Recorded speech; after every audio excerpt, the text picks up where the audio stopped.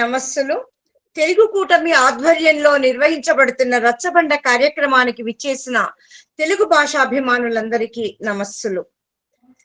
ఈనాటి రచ్చబండ కార్యక్రమంలో మనతో ముచ్చడించడానికి విచ్చేసిన తెలుగు భాషా ప్రేమికులు డాక్టర్ నరసింహారెడ్డి ఊరిమిడి గారికి ఈనాటి కార్యక్రమానికి మా హృదయపూర్వక ఆహ్వానం.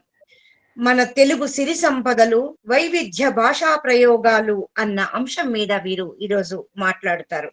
వీరు నెల్లూరు జిల్లా పొంగూరులో జన్మించారు. అనంతపురం జిల్లా కొడిగెనహల్లి గురుకుల విద్యాలయంలో 10వ తరగతి వరకు చదువుకున్నారు. సార్, మాది కూడా గురుకుల పాఠశాలనే సార్.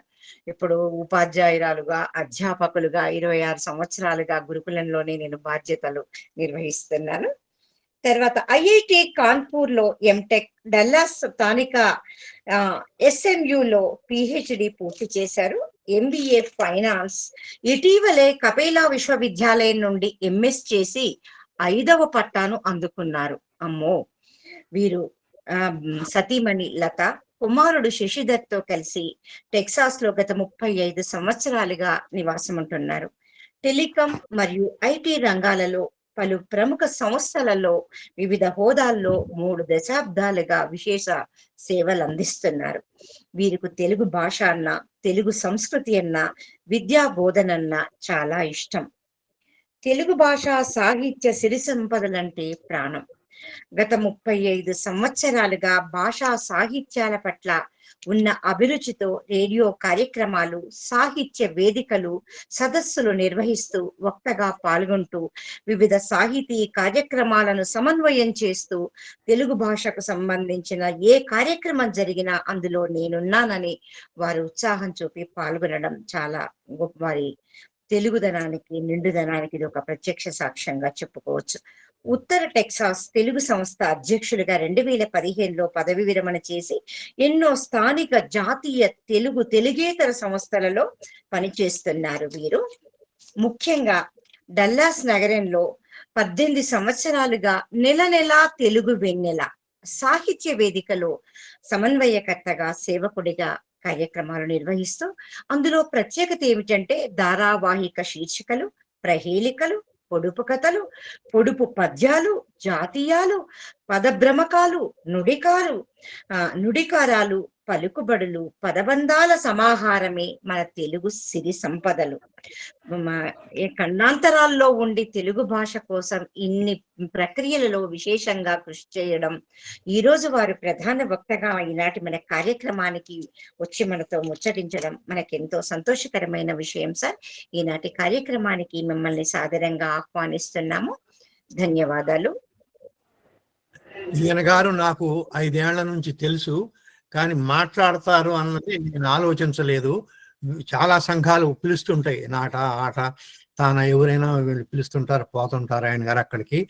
వెంకటరమణారెడ్డి గారు ఈసారి వీరితో మాట్లాడించాలని పట్టుబట్టి మాట్లాడిస్తున్నారు. అయ్యా, మొదలు పెట్టండి. నమస్కారం. పరిచయ వాక్యాలు చేసినటువంటి నా మాటలు వినిపిస్తున్నాయా? చాలా బాగా.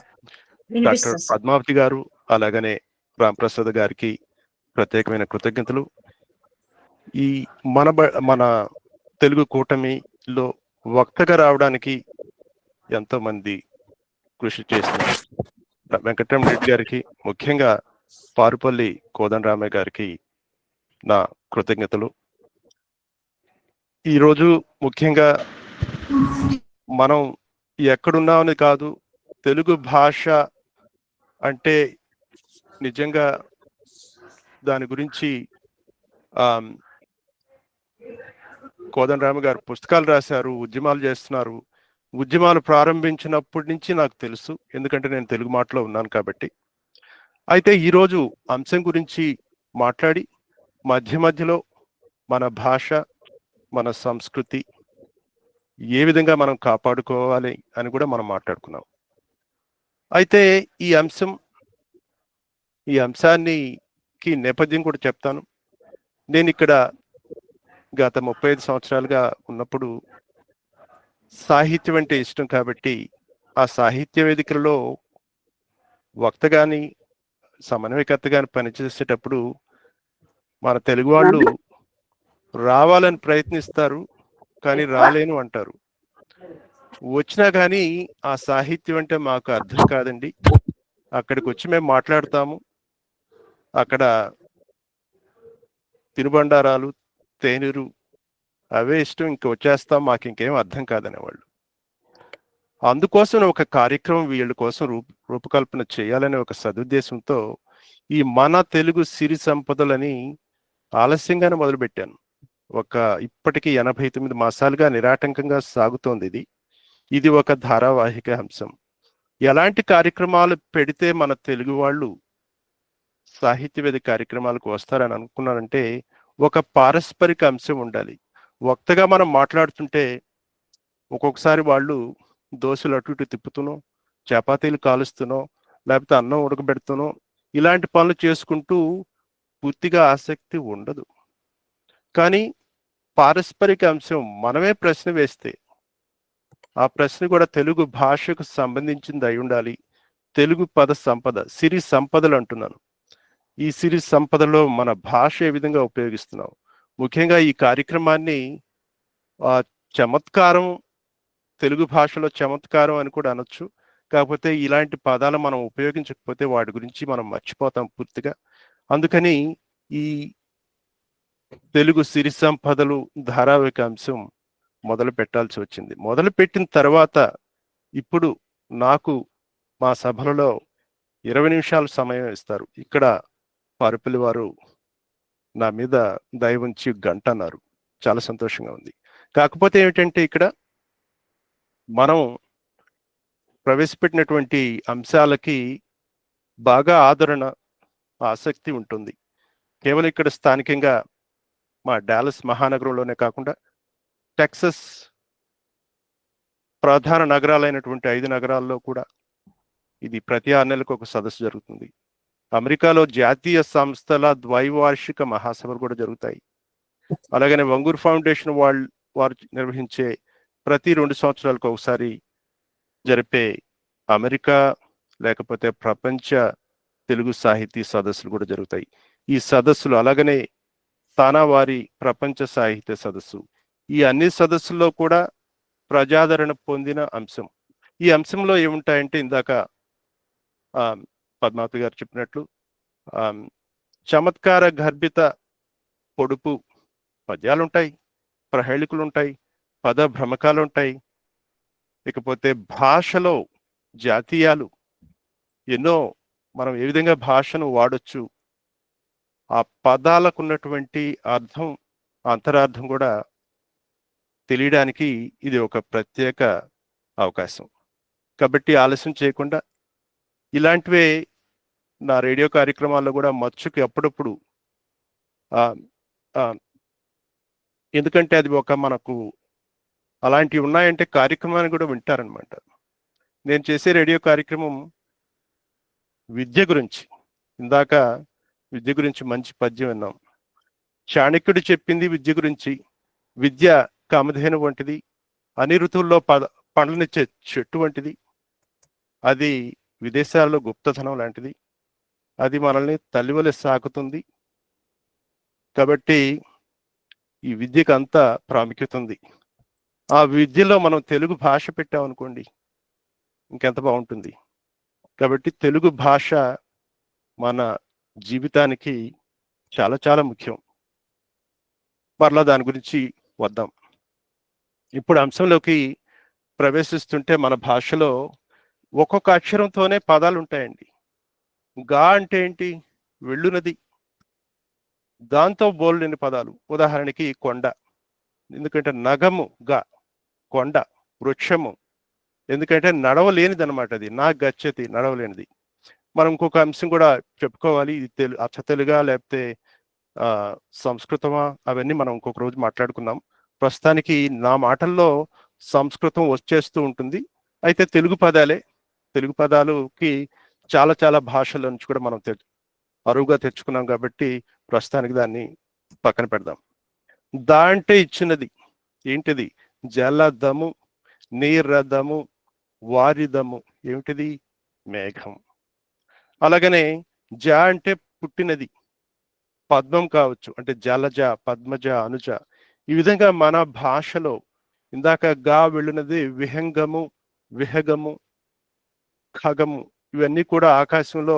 ఖ అంటే ఆకాశం, గా అంటే వెళ్ళునది. కాబట్టి ఒక్క అక్షరంతో మన తెలుగు పదాల అద్భుతమైనటువంటి ఆ అర్థాలన్నమాట. అది ఇందాక హనుమంతరావు గారు నాకు అచ్చ తెలుగులోనే ఉండాలి అంటూ మాట్లాడుతున్నారు. రుణ విద్యుదారక కణశాస్త్రము మరియు వార్తా ప్రసార శాస్త్రంలో నేను నా 4 సంవత్సరాల పట్టా తీసుకున్నాను అంటే ఏంటిది, ఎందులో చదివారీనా అనే ఒక ఆశ్చర్యం వస్తుంది.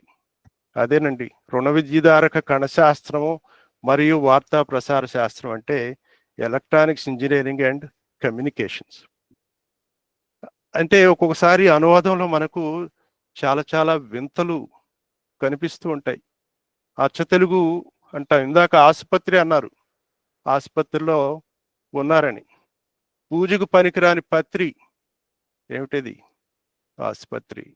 ఇలా మనం సరదా చెప్పుకుంటే కొన్ని తమాషా ప్రశ్నలతో మనం ప్రారంభించి ఆ తర్వాత దాని తీవ్రత, భాష తీవ్రత, పద తీవ్రత పెరిగేటట్లు కూడా చూసుకున్నాం.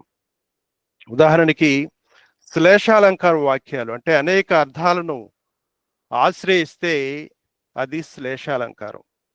అక్షరాలు అవే, కాకపోతే అక్షరాల వరుస కూడా మార్చట్లేదు.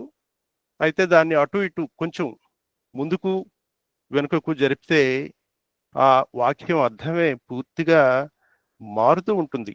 ఉదాహరణకి మా తాత మరు నిమిషంలో చేరారు. బాగుంది కదా, వాక్యం బాగానే ఉంది కదా. మా తాత మరు నిమిషంలో చేరారు. దాన్నే మీరు ఇంకొక వాక్యం చెప్పగలరా? మనకు అంతర్జాలంలో ఇప్పుడు వీక్షకులు తక్కువ మందే ఉన్నారు కాబట్టి ఎవరైనా చెప్పాలనుకుంటే మీరు కింద రాయొచ్చు, ఎందుకంటే మనల్ని మ్యూట్ చేస్తున్నారు కాబట్టి నిర్వాహకులు.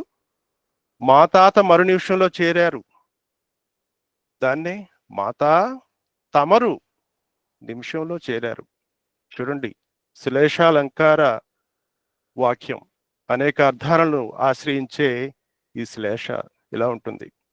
అలాగనే నావ లతలపై పడింది, నావ లతలపై పడింది. దాన్నే అక్షరాలు మార్చటం లేదండి, కేవలం నా వల తలపై పడింది. గురూజీ వనం బాగుందా, గురూజీ వనం బాగుందా, అది కూడా అర్థవంతమైన వాక్యమే. గురు జీవనం బాగుందా, గురు జీవనం బాగుందా. ఇంకొకటి, సరే ఇద్దరి మధ్య మాట పెరిగింది, మాట పెరిగింది, అది కూడా వాక్యమే. కానీ దాన్ని ఇంకొక రకంగా మనం చూడొచ్చు. టమాటా పెరిగింది, టమాటా అంటే ఒక కాయగూర. మాట పెరిగింది ఎక్కడ, టమాటా పెరిగింది ఎక్కడ. ఇలా శ్లేషాలంకారాల వాక్యాలు కూడా మనం చాలా ఉంటాయి. కొన్ని మనం సరదాగా ఈ మాధ్యమాలలో అప్పుడప్పుడు కొన్ని సరదా ప్రశ్నలు కూడా వస్తుంటాయి. ఏమిటంటే అవి చేయడానికి ఇష్టపడని ధర్మం ఏమిటి? కాలధర్మం. రాజులు నివసించిన కోట తులసి కోట. ఇలాగా చమత్కారం, ఒక తమాషా కొంటి ప్రశ్నలు కూడా మనం తెలుగు భాషలో చాలా చాలా ఉంటాయి. మనకు నిర్వాహకులు అనుమతిస్తే నేను మరలా అడగబోయే కొన్ని క్లిష్టమైన ఏం చెప్పను, ఆ ప్రశ్నలు మీకు కూడా ఆసక్తిని పుట్టిస్తాయి. భాష మనకు ఆసక్తిని పెంచాలి, చదవాలి. మనం భాష గురించి ఒక మాట చెప్తాను. మనం ఏ పని చేయాలన్నా నిజంగా ముందు పుస్తక పఠనం బాగుండాలి, పుస్తకాలు చదవాలి. తెలుగే గొప్పదని మన పారుపల్లి కోదండరామయ్య గారి పుస్తకం, ముందు అది చదవండి. పుస్తక పఠనం ఉంటే మనకు జ్ఞానం బాగుంటుంది, కాబట్టి మనం చేసే పనులకు అర్థం ఉంటుంది. అర్థం, దాని వల్ల ఉపయోగం కూడా 10 మందికి ఉంటుంది. భాషకు ఉంటుంది, భాషకుంటే సమాజానికి ఉన్నట్టే లెక్క. ఇంకొకటి, అందరికీ నచ్చే బడి, అందరికీ నచ్చే బడి రాబడి. రాబడి. అందరికీ నచ్చని బడి పోబడి. ఎవరికీ నచ్చనబడి, చేతబడి. ఎందుకంటే మనకు తక్కువ సమయం ఉంది కాబట్టి ఒక 5 సెకండ్ లోపల మీరు సమాధానాన్ని ఇస్తే బాగుంటుంది. ఈ అంశం ఎప్పుడు కూడా, నా అంశం ఎప్పుడు పారస్పరిక అంశం అండి. ఇది ఇంటరాక్టివ్ ప్రోగ్రామ్. అందరినీ భాగస్వామ్యం చేయాలనే సదుద్దేశంతో ఇది ప్రారంభించింది. ఇలా కొన్ని చాలా ఆసక్తికరంగా ఉండే ప్రశ్నలు ఉంటాయి ఇందులో, భాషకు సంబంధించినవి. ఉగాది చమత్కార ప్రశ్న అవధాని గారికి వేసింది ఇది. ఉగాది కవి సమ్మేళనానికి కవితలను తీసుకొని రమ్మన్నారు.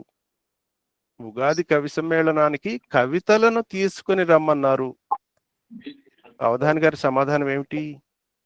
కవితలను తీసుకుని రమ్మన్నారు కాదు, కవితలను తీసుకుని రమ్మన్నారు. అద్భుతం. ఏ కవితలను? కవితలను, ఏదో ఒక కవితలను. ఇలా ఉంటాయన్నమాట. ఇక మన తెలుగు భాష అందాన్ని రెట్టింపు చేసినటువంటివి పదభ్రమకాలండి. పదభ్రమకాలు అంటే మనం ఆంగ్లంలో పాలిండ్రోమ్స్ అనొచ్చు. ఇక చాలా ఉన్నాయి ఆ పదభ్రమకాలు. వాటిని గురించి కూడా మనం, అవి 3 అక్షరాల, 5 అక్షరాల, 4 అక్షరాల అని వాటిని గురించి కూడా మనం చెప్పుకున్నాం. బంగారానికి ఉండే లక్షణాలు మీకు తెలుసు. దాన్ని సాగదీయచ్చు, వంచొచ్చు, రేకులుగా చేయొచ్చు. ఆ లక్షణాలని, దాన్నే మనం ఆంగ్లంలో మల్యబుల్ డక్టైల్ అంటాం, డక్టిలిటీ. దాన్ని తెలుగులో 3 అక్షరాల పదభ్రమకంలో చెప్పడానికి ఎవరైనా ప్రయత్నిస్తారా? 3 అక్షరాల పదభ్రమకం ఏమండి? మేలిమే, మేలిమి, మేలిమే, మేలిమి. మేలిమే. మళ్ళీ ప్రశ్న చెప్పండి సార్. బంగారానికి ఉన్న లక్షణాలు తెలుసు కదా మీకు. మల్యబుల్ అండ్ డక్టైల్ అంటే సాగే, శుతిమెత్తని లోహం. అది తన్యత. అద్భుతం అండి, చాలా బాగా చెప్పారు.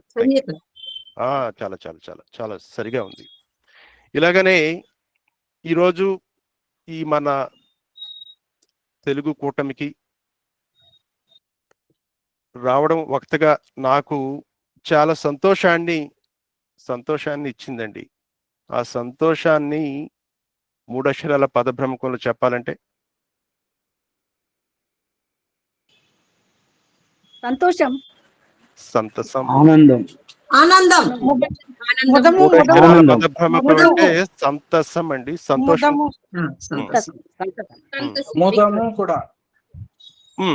ముదము కూడానండి. ఇక ఇలాగనే మనం రాజులు తమ కోట రక్షణార్థం చుట్టూ పెద్ద కాలువ తవ్వి, ఆ కాలువ ఏమంటారు? అది కూడా కందకం అండి. ఇందులో పండితులకు లోటే లేదని తెలుస్తోందండి. అద్భుతంగా ఉంది ఈరోజు. ఇలా 3 అక్షరాల పదభ్రమకాలకి అంత. ఇంకోటి తమరి అభిమానం. 5 అక్షరాల పదభ్రమకంలో చెప్పాలండి. తమరి అభిమానం ఏమండి? మనకు ఎవరో శ్లోకం చదువుతున్నట్టున్నారు, దయచేసి వాళ్ళని. అరుణ కోదాటేనండి. లేదండి. తమరి ఏమండి? ఈ కార్యక్రమాన్ని వింటున్నా లేదండి, శ్లోకం నా దాంట్లో కాదు. అమ్మా, అయిపోయింది. ఎన్నిసార్లు చెప్తావు ఆ మాట నువ్వు? ఇప్పుడు ఎవరైనా సరే ఇందులో హోస్టులు ఉన్నారు, వాళ్ళు దయచేసి వేరే వాళ్ళు మాట్లాడుతుంటే నోరు మూస్తూ ఉండండి. ఈ కార్యక్రమాన్ని మీరు ఇంత ఆదరిస్తున్నందుకు తమరి అభిమానం అండి. ఈ తమరి అభిమానాన్ని 5 అక్షరాల పదభ్రమకంలో చెప్పాలి. తమరి అభిమానం 5 అక్షరాల పదభ్రమకంలో. ధన్యవాదాలు. 5 అక్షరాల పదభ్రమకం తమరి అభిమానం అండి. తమానే వాడుకోండి, మీకు శుచి కూడా ఇచ్చేసాను. తమ మమత అండి. అయితే ఇక్కడ మనకు పరిచయం చేసినటువంటి మా పురాణం వారికి పురాణాలు బాగా వచ్చి ఉంటాయి కాబట్టి కొన్ని వీటిని ఎప్పుడు కూడా చాలా సంవత్సరాల క్రితం సృష్టించారండి ఇవి.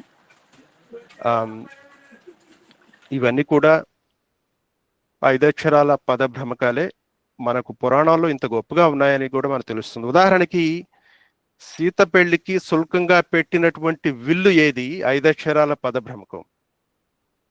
సీత పెళ్లికి శుల్కంగా పెట్టిన విల్లు శివుని విల్లు అంటాం కదా, దానికి ఒక పేరుంది. అది ఐదక్షరాల పద భ్రమకంలో చెప్పాలి. శివధనస్సు. శివధనుస్సు. ఐదక్షరాల పద భ్రమకం అంటున్నాను, పాలిండ్రోమ్. అటు ఇటు ఒకేలా ఉండాలి. అనులోమ విలోమాలు, కచ్చిక పదాలు, పద భ్రమకాలు, చాలా పేర్లు ఉన్నాయి వాటికి. ఆంగ్లంలో పాలిండ్రోమ్. హరివిల్లు కాదండి, అరివిల్లే. అది శివుని విల్లు. దాన్ని నేనే చెప్పేస్తాను సమయం ఎక్కువ తీసుకోకుండా. పంచాస్య చాపం అండి అది. పంచాస్య చాపం. ఇలా ఆ దేవకాంత అయినటువంటి రంభ తన కొప్పులో ఉన్నటువంటి పూలదండ పేరు ఐదక్షరాల పద భ్రమకంలో చెప్పాలి. పూలదండ పేరు, పూలదండని ఇంకొక 2 అక్షరాల పేరుంది, పదం ఉంది. ఆ 2 అక్షరాల పదం తెలిస్తే మీకు 5 అక్షరాలు తెలిసినట్టే. హారం. మాల. 5 అక్షరాలు చెప్పండి. 5 అక్షరాల పద భ్రమకం. మీకు కావాలంటే ఇందాక ఏ పూలో కూడా చెప్తాను నేను. సూచిక మందార. వరమాల అంటారు. మందారధామం. మందారధామం. మందారధామం. అద్భుతంగా చెప్పారయ్యా మీరు. మందారధామం. ఇంకోటి ఏమిటంటే, ఇలాంటివి మృత్యువుని తెచ్చే క్రూరమైన బాణం, శ్రేష్టమైన విలు నుంచి వెలువడే బాణం ఏది? ఇది ఒక బాణం, మృత్యువుని తెచ్చే క్రూరమైన బాణం అన్నమాట దాని అర్థం. అది మీకు 5 అక్షరాల పద భ్రమకం. అది యమపాశం. 5 అక్షరాల పద భ్రమకం కావాలండి మనకి. మనం కచ్చిక పదాల గురించే మాట్లాడుతున్నాం ఈ 4 నిమిషాలు. మరలా మనం వేరే వాటికి వెళ్తాం. మీకు సూచికిస్తాను. కోలా. కోలాని 5 అక్షరాల్లో నేను 2 ఇచ్చాను అనుకోండి, మిగతా సులభమే కదా. కోలాహలము. కోలాహలం కాదు. ఇందాక ఎవరు డాక్టర్ లకోరి కోల. లకోరి కోల అండి. అది వాడి అయిన క్రూరమైన లకోల కోల, క్రూరమైన బాణం అని. ఇది చాలా సులభమైనది, చెప్తాను తర్వాత. 5 అక్షరాల పద భ్రమకమే. వాసుదేవుడి పట్టణం పేరు.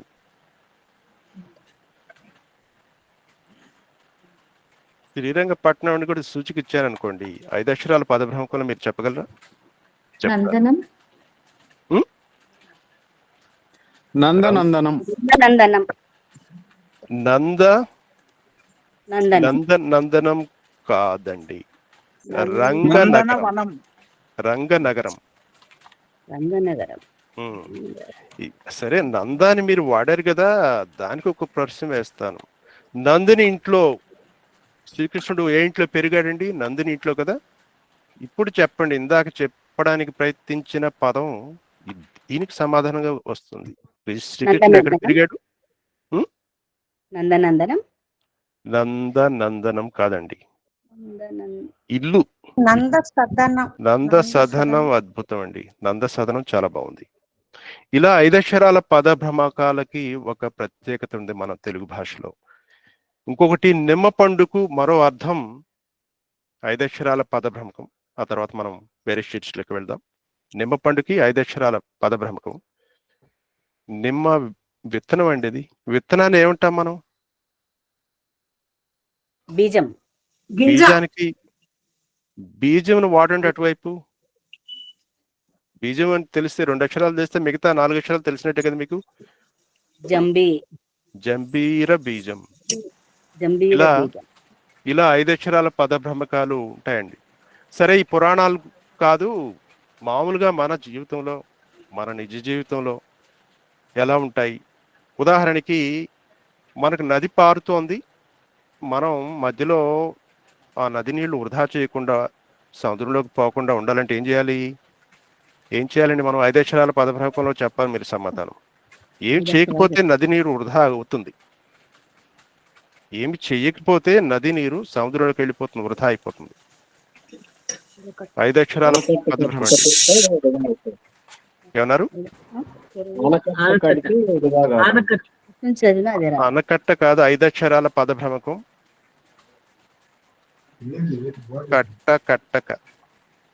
కట్టకపోతే మనకు నది నీరు వృధా అయిపోతుంది. ఇలా అంటే పదభ్రమకాలకు ఉన్నటువంటి ఒక ప్రత్యేకత.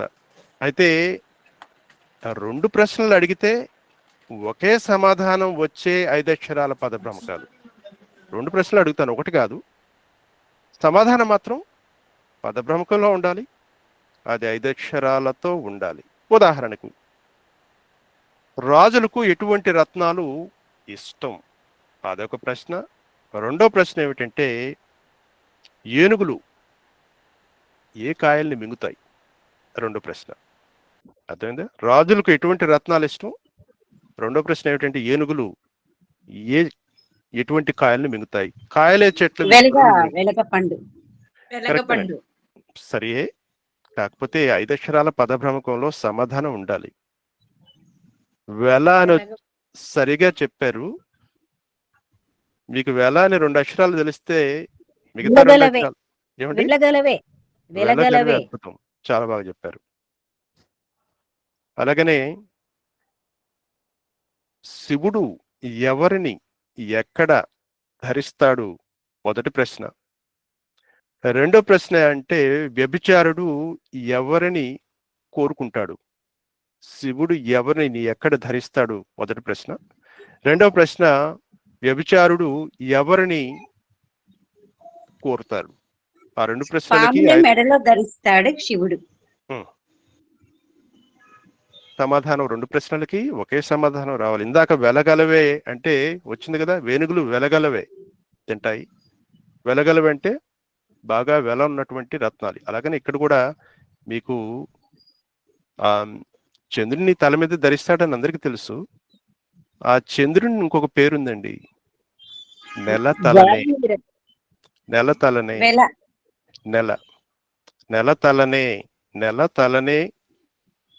నెలతలనే అది మనం స్త్రీలనే అని కూడా వస్తుంది. వ్యభిచారుడు ఎవరిని కోరుతాడంటే అన్నప్పుడు నెలతలనే అనేది 2 ప్రశ్నలు కూడా ఒకే సమాధానం వస్తుందండి. ఇవి మన భాషలో ఉన్నటువంటి ఒక ప్రత్యేకమైనటువంటి ప్రయోగాలు. మనం మామూలుగా వీటిని ఎప్పుడు వింటాము? మామూలుగా మనం పుస్తకాలు చదవకపోతే అసలు వినము, సాహిత్య సభలకు వెళ్ళకపోతే అసలు ఉండవు. అందుకని వీటికి ఒక ప్రత్యేకమైనటువంటి ఆసక్తి. అంతేకాకుండా కొత్త పదాలు, నాకైతే పుస్తక పఠనం ద్వారా ఎవరితో అన్నా మాట్లాడుతుంటే వాళ్ళు కొత్త పదాలు వాడితే నేను వెంటనే పట్టేస్తాను ఆ పదాన్ని రాసుకొని వాళ్ళు ఏ విధంగా వాడారు, అది ఏ మాండలికమైనా కావచ్చు, మిగతా భాషలో కూడా. ఇందాక చెప్తున్నారు మనకు భాషా పదాలని. ఇందాక చిన్న పిల్లలు పద్యాలు పాడేటప్పుడు నేను అక్కడ సందేశంలో చూశాను, కమీజు అని మళ్ళీ బ్రాకెట్లో షర్ట్ అని పెట్టారు. కమీజు షర్టు 2 తెలుగుగా. కమీజు తెలుగు పదమా? ఎందుకు అని అంటానంటే, ఇప్పుడు పార్సీ నుంచి, మనకు పోర్చుగీస్ నుంచి, అరబ్బీ నుంచి బోల్డ్ అని పదాలు తెలుగులోకి వచ్చాయండి. అంబారీ తెలిసిందే మీకు, ఏనుగు పైన కూర్చోవడానికి చేసే అలంకారం ఉన్నాడు, అంబారీ పార్సీ నుంచి. అజమాయిషి అరబ్బీ నుంచి. మీకు ఈ పదాల అర్థాలు తెలుసు, నేను అర్థాలు చెప్పక్కర్లేదు, సమయం కూడా నేను చూస్తున్నాను, ఎందుకంటే చాలా ఉన్నాయి ఇలాంటివి చెప్పడానికి. ఇకపోతే అర్జీ, అల్మారా, ఆదమరచు, అనాస అది పోర్చుగీస్ పదం అండి. అది అర్జీ అనేది తెలుసు మీకు, అరబ్బీది. అలాగనే ఆసామి అరబ్బీ నుంచి వచ్చింది.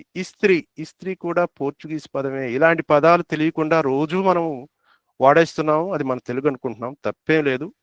తెలుగు వారికి చాలా ఆత్మీయ గుణం కాబట్టి మన భాషా బంధువులందరూ కూడా అన్ని భాషల నుంచి పదాలు మన భాషలోకి వచ్చినా కానీ వాటిని వదలకుండా మనం మన ఇంటి ఒక అతిథిగా చూస్తున్నాం. అందుకనే వాటిని అతిథి పదాలు అంటున్నాం మనం. బాగుంది. ఇక ఇంకొకటి చూద్దాము. 3 ప్రశ్నలకు ఒకటే సమాధానం కావాలండి, ఒకే పదం ఉంది. అది ఉదాహరణకి 3 ప్రశ్నలకు పదభ్రమకం కాదు, ఇది మామూలుగా మీకు తెలుస్తుంది. మామిడి చెట్టు వేసవి కాలమున ఎందుకు పూస్తుంది? అదొక ప్రశ్న. బాలకుడు పశువుల వెంట ఎందుకు వెళ్ళాడు? రెండో ప్రశ్న. ప్రభువు సైన్యాన్ని ఎందుకు పెంచుకున్నాడు? మూడో ప్రశ్న. ఈ 3 ప్రశ్నలకి ఒకే ఒక సమాధానం 3 అక్షరాలది కూడా చెప్తున్నాను. 3, 4 మీ ఇష్టం. కాయడానికి. కాయడానికి. అద్భుతంగా. అయితే కాయడానికని అద్భుతంగా టకాని చెప్పారు కదా. ఇది నానార్థాలతో వచ్చేటువంటి ఒక ప్రత్యుత్తరం అండి. అందుకని నానార్థాలు కూడా మనం చూడాలి అప్పుడప్పుడు. సరే, కొంచెం ప్రశ్నలు కష్టంగా ఉంటున్నాయి, కొంచెం చమత్కారంగా కొంటి ప్రశ్నలు 4 వేద్దాం. స్కూల్ బ్యాగ్లో ఉండని స్కేలు ఏదండి ఇది? స్కూల్ బ్యాగ్లో ఉండని scale Richter scale. Richter scale. అద్భుతం అండి. అందరూ కోరుకునే సతి ఎవరు? అందరూ కోరుకునే సతి వసతి. వసతి. చాలా చాలా బాగుంది. మొక్కకు పూయని రోజాలు. ఇది మాత్రం అందరూ చెప్తారండి. మొక్కకు పూయని రోజాలు. సరోజ. సరోజాలు కాదండి, శిరోజాలు. నక్షత్రాలు. మొక్కకు పూయని రోజాలు అన్నారు కదా. శిరోజాలు అంటే ఇంకొకటి ఏమిటంటే, మనకు చాలా పదాలు స్త్రీ రూఢి వాచక, పురుష రూఢి వాచక అని మనం చిన్నప్పుడు పెద్దబాల శిక్షలో చదువుకున్నాము. ఎంతమందికి ఎన్ని గుర్తున్నాయో. అయితే ఈ పెద్దబాల శిక్షలు కూడా ఒకప్పుడు ఇంత ఉండేవి, ఇప్పుడు పెద్దగా ఉన్నాయి. కాబట్టి వాళ్ళని కూడా ఏమేమిటో అందులో చేర్చారు. ఉదాహరణకి నేను ఒక పదం చెప్తాను. పురాణాల్లో ప్రసిద్ధి చెందినటువంటి పదాలు ఇవన్నీ. వివరణ కూడా చెప్తాను. ప్రయోగం ఎప్పుడు వాడతారో మీరు చెప్పాలి. చాలా సులభం ఇవి. ఉదాహరణకి మంధర ఎవరు? కైకేయి దగ్గర ఉన్నటువంటి దాసి. మంధరలో ఉన్నటువంటి ప్రయోగం ఏమిటి? ఏ ప్రయోగం వాడతాం? ఎప్పుడు వాడతాము? ఆవిడకున్న లక్షణాలను బట్టి. మంధరండి పురాణం. మంధర అంటే తంత్రము గల స్త్రీ. ప్రయోగం అది. తంత్రము గల. మోహిని అంటే విష్ణు యొక్క మాయా రూపం అని అందరికీ తెలుసు. సులభమేలండి. ఇది మోహనాన్ని కొలిపే స్త్రీ అని బాగానే ఉంది. మిత్రవింద. ఇది కూడా స్త్రీ రూఢి వాచక శబ్దం. మిత్రవింద అంటే కృష్ణుని భార్య, తెలియని వాళ్ళ కోసం. మరి ఈవిడకున్నటువంటి గొప్ప లక్షణం ఏమిటి? ఎప్పుడు వాడతాం? ఏ ప్రయోగంలో? చెలిమి, స్నేహం. మిక్కిలి యుక్తి గల స్త్రీ అండి మిత్రవింద. ఇక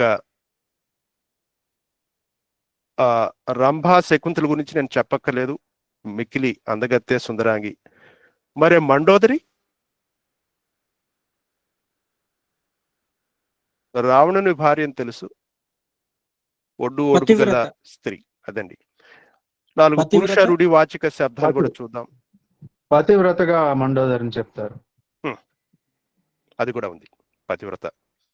పురుష రూఢి వాచకాలు కూడా శబ్దాలు కూడా 4 చూద్దాం. ప్రవరాఖ్యుడు. ప్రవరాఖ్యుడండి. ప్రవరాఖ్యుడు మను చరిత్ర కథ. ఏమండి? చలించని వాడు. అందమైన వాడని కూడా.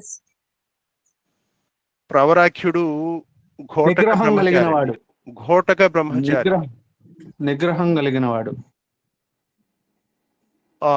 ప్రవరాఖ్యుడికి అంత నిగ్రహం ఉందని నేను అనుకోనండి. మీరు శ్రీకృష్ణుడు అయితే ఆయన అస్ఖలిత బ్రహ్మచారి. ప్రవరాఖ్యుడు ఘోటక బ్రహ్మచారి. ఘోటక బ్రహ్మచారి అంటే, ఘోటకం అంటే గుర్రం. గుర్రం బ్రహ్మచారి ఏమిటి? ఆశ్చర్యంగా లేదు? అది ప్రవరాఖ్యుడు. సరే, కృష్ణుడు అని చెప్పంగానే ఇంక మీకు ఆయన తెలుసు కదా. ఆయన నిజంగా నిజమైన బ్రహ్మచారి, అస్ఖలిత. విశ్వక్సేనుడండి. విష్ణు యొక్క సేనాని తెలుసు మీకు. ఆయనకున్నటువంటి లక్షణాలు ఏమిటి? ఆయన ఏ ప్రయోగంలో వాడతాం మనం? కథలు రాసేటప్పుడు ఇవన్నీ, ఈ పదాలు ఎక్కువగా వాడతారండి మన సాహిత్యంలో. అయితే మనకు ఆ పదాల అర్థం, అంతరార్థం కూడా తెలుసుంటే బాగుంటుందనే ఉద్దేశంతో ఈ పదాలు కూడా. విశ్వశక్తి విఘ్నాలను పోగొట్టేవాడు. శల్యుడు అయితే అందరికీ తెలిసిందే, కృష్ణుని సారథి, దొంగ సారథి. మారీచుడు రావణుని మిత్రుడు, ఆయన్నే ఎందుకు వాడతాము? ఆయన మాయల మారి. అవి మాయ చేసేవాడు. ఇంకొక 2 వస్త్రుడి వాచక శబ్దాలు కూడా చూద్దాం. గాంధీవం అర్జునుని ధనస్సు, దీనికున్న లక్షణం ఏమిటండి? గాంధీవం ఈ తిరుగులేనిది. పాంచజన్యం, ఇది శ్రీకృష్ణుని శంఖం. అందరికీ శంఖం. దానికున్న లక్షణం, పాంచజన్యానికి ఏ లక్షణం ఉంది? అందరికీ ఏం కలిగిస్తుంది? ఉత్సాహాన్ని కలిగిస్తుందండి. ఇలా బాగున్నాయి. తర్వాత 4 సంఖ్యాబోధక పదాలు. సంఖ్యాబోధక పదాలు అంటే మనందరికీ తెలుసు, అష్ట దిగ్గజాలు అంటాం, సప్త ఋషులు అంటాం, ఇలాంటివన్నీ కూడా. సప్త ఋషులు అంటే ఉంటాయి. నేను అడిగే ప్రశ్న ఏమిటంటే, సప్త సముద్రాలు ఎవరికైనా గుర్తున్నాయా పొరపాటున?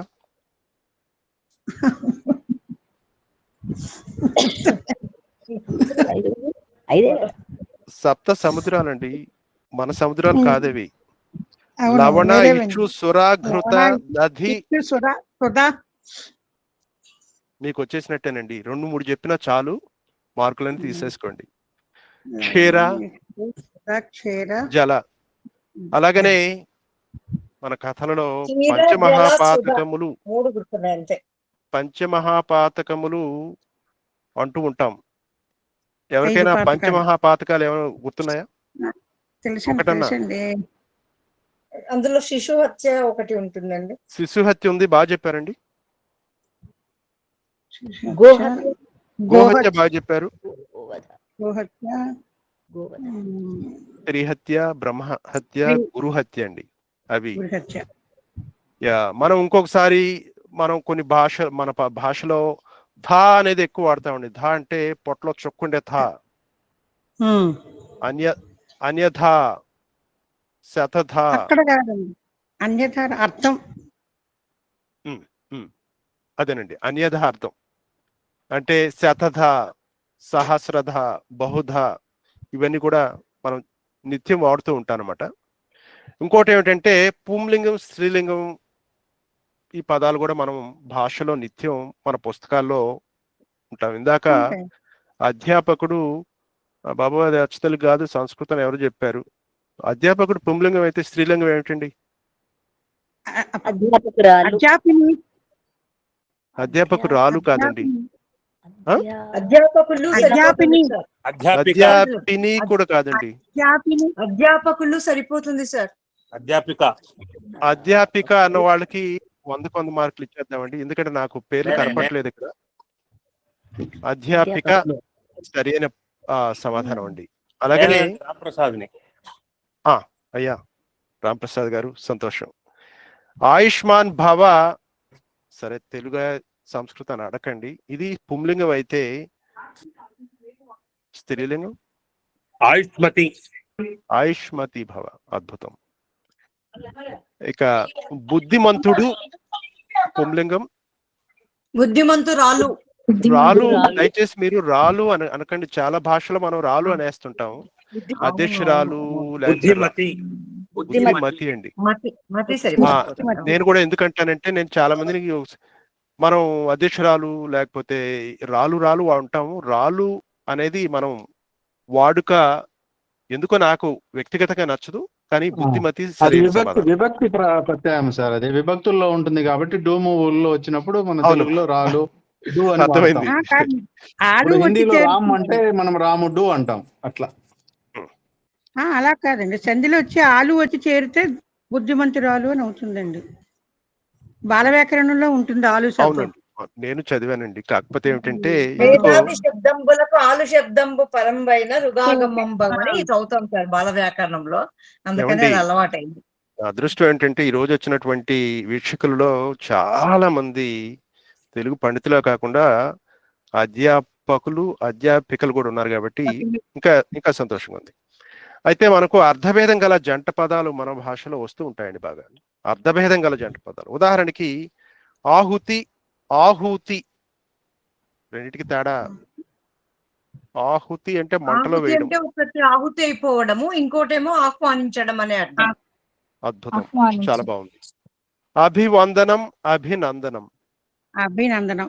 వందనం అంటే నమస్కారం, నందనం అంటే శుభాకాంక్షలు సార్. శుభాకాంక్షలు. బాగున్నాయి. అలాగనే మనం తెలుగు భాషలో తప్పొప్పులు అంటూ చాలా సార్లు పప్పులో కాలు వేస్తూనే ఉంటాం. ఉదాహరణకి సౌభ్రాతృత్వం అంటూ ఉంటాం, అది తప్పది. ఒప్పు చెప్తారా? సౌభ్రాతృత్వం.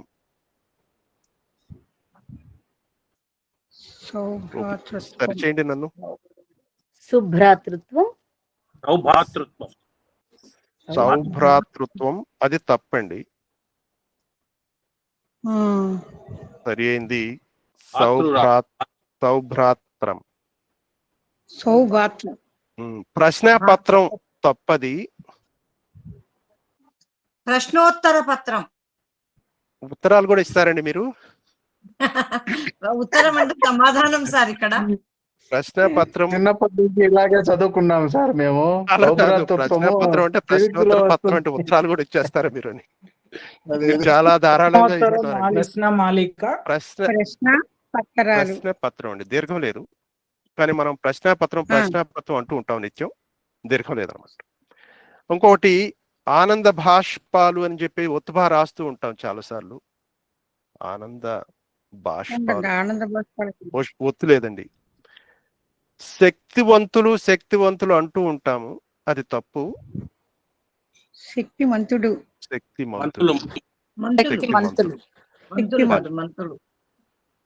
తేజోవంతుడు అంటాం, అది తప్పండి. తేజస్వంతుడు కరెక్ట్. తేజస్వంతుడు. తర్వాత ఇంకొకటి మనకు చాలా సార్లు ఇది విలేఖరి అని రాస్తూ ఉంటాం. విలేఖ ఒత్తుగా పెట్టి మరి విలేఖరులు అని రాస్తూ ఉంటాం, అది కూడా తప్పే. ఒప్పు చెప్పగలరా? విలేకరి. లేఖరి. పాత్రికేయులు అంటూ ఉంటాము, తప్పది.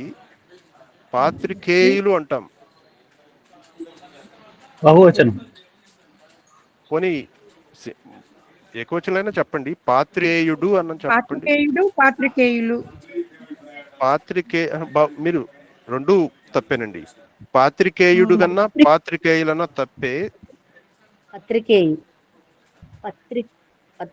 పాత్రికీయులు అండి. ఇలాంటివి నండూరు వారి పత్రికల భాషలో చాలా ఆయన చెప్తున్నారు. పత్రికల భాష సరే, ప్రాకృత భాష, ప్రకృతి వికృతులు మనకు తెలిసినవే. ఎందుకంటే ఇవి మనం వాడుతూ ఉంటాం. మనం వాడే భాషలో చాలా వరకు వ్యవహారికలో వికృతి భాష వాడుతూ ఉంటాం. ద్రవ్యము, ప్రకృతి, వికృతి కావాలి.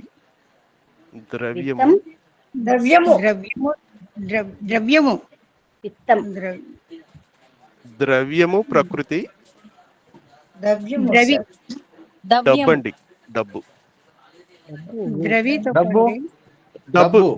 డబ్బు సరి అయిన సమాధానం అండి. ద్రవ్యము, ప్రకృతి, డబ్బు అండి. ఇంకోటి మనం వెళ్ళిపోదాం. జీవితము, ప్రకృతి.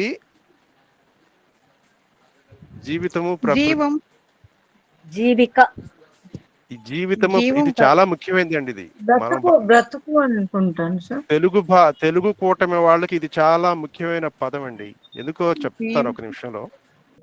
జీవితము, ప్రకృతి, లేదండి, జీవితంలోనే ఉందండి వికృతి పదం. కనిపెట్టాలి. జీతము. రాంప్రసాద్ గారు మీరు జీతం అని చెప్పారు, మీరు మార్కులు తీసేసుకోండి. ఎందుకంటే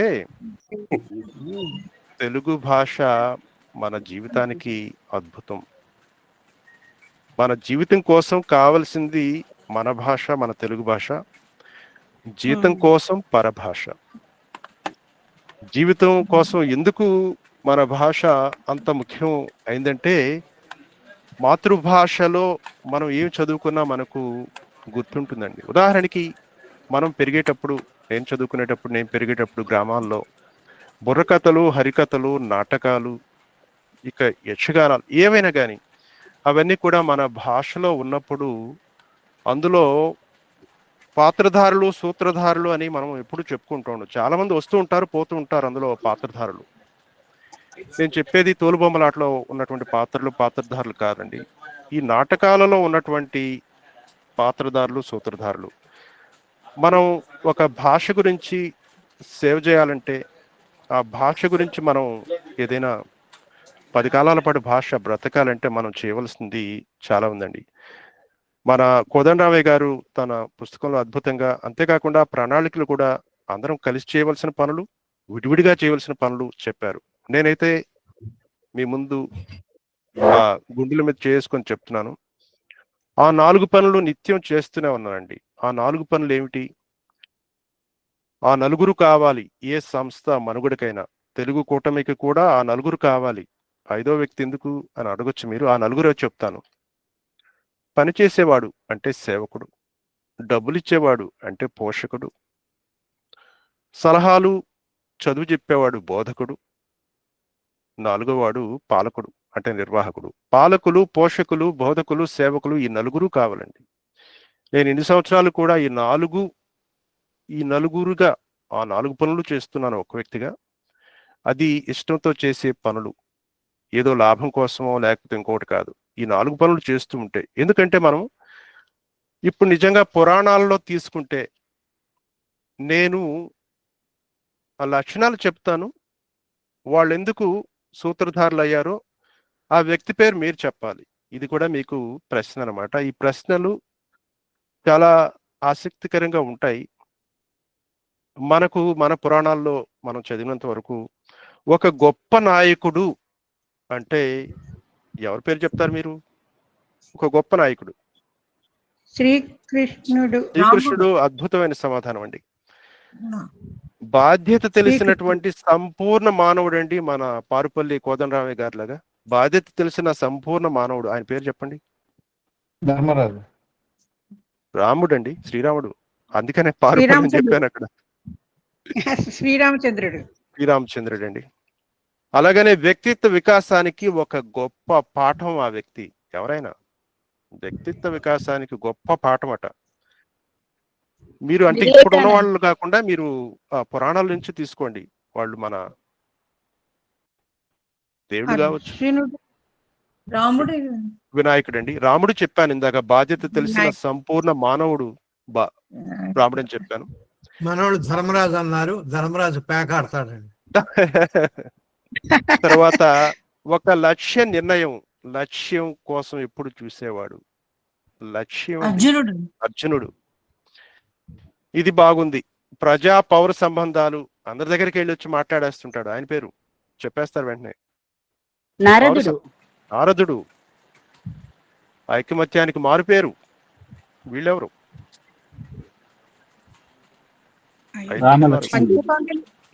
పంచపాండవులు. ప్రేరణనిచ్చినటువంటి ఆచార్యుడు, స్ఫూర్తి ప్రేరణనిచ్చినటువంటి ఆచార్యుడు. ఇవన్నీ కూడా తెలుగు భాషకు కూడా ప్రేరణనిచ్చిన ఆచార్యుడు బుద్ధుడండి. ద్రోణాచార్యుడు కూడా మార్కులు తీసుకోవచ్చు కావాలంటే. సమయోచిత వ్యవహర్త అంటే ఎప్పుడు అవసరమైతే సమయోచిత వ్యవహర్త హనుమంతుడండి. అయితే మీకు విదురుడు కావాలా? సమాధానంలో విదురుడు కావాలంటే విదురుడికి సంబంధించిన ప్రశ్న. ఉత్తమ సచివుడు విదురుడు వచ్చేసిందిగా. అలాగనే కర్తవ్య ప్రబోధకుడు వైతాళికుడు, జనాల్ని మేల్కొనేవాడు. సూర్యుడు కాదండి, కర్తవ్య ప్రబోధకుడు, వైతాళికుడు.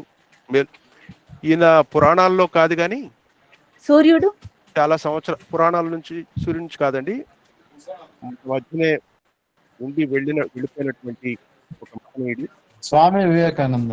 స్వామి వివేకానంద అద్భుతంగా చెప్పారండి. ఎందుకంటే ఇందాక మనం ఒక మాట మాట్లాడుకున్నాం, జీవితం కోసం మన భాష కావాలి, జీతం కోసం ప్రభాష కావాలి. మన భాష మనం నేర్చుకుందాం, నేర్పిద్దాం. ఇందాక ఆ 4 పనులు చేయాలి కదా మీరు, ఆ 4 పనులు ఏమిటో కూడా చెప్పాను. ఆ నలుగురు ఎవరో చెప్పాను, మీరే ఆ నలుగురు కావచ్చండి ఈ ఉద్యమంలో కానీ, లేకపోతే తెలుగు కూటమి చేసే మంచి పనిలో కానీ. పరభాషను ఎందుకు అనగాలంటే మన భాష గురించి చెప్పాలన్నా పరభాష కావాలండి. స్వామి వివేకానంద 1893 సెప్టెంబర్ 11న ఇక్కడ చికాగోలో ఆయన ప్రసంగించినప్పుడు ఆయన ఆంగ్ల భాష నేర్చుకోలేదనుకోండి, ఏమై ఉండేది చెప్పండి. ఆయన తత్వాన్ని, ఇకపోతే మన హిందూ మతాన్ని గురించి కానీ, అందులో నుంచి ముఖ్యంగా ఇక్కడ పశ్చిమంగా నివసించే వాళ్ళకి చాలా విషయాలు తెలియదు ఆ రోజుల్లో. మనం చెప్పేది 1893 అండి. ఇప్పుడు భారతదేశం నుంచి ఇక్కడికి వచ్చినా, ఇక్కడి నుంచి అక్కడికి వెళ్ళినా 24 గంటల్లో మనం వెళ్ళిపోతున్నాం అక్కడికి ఇక్కడికి.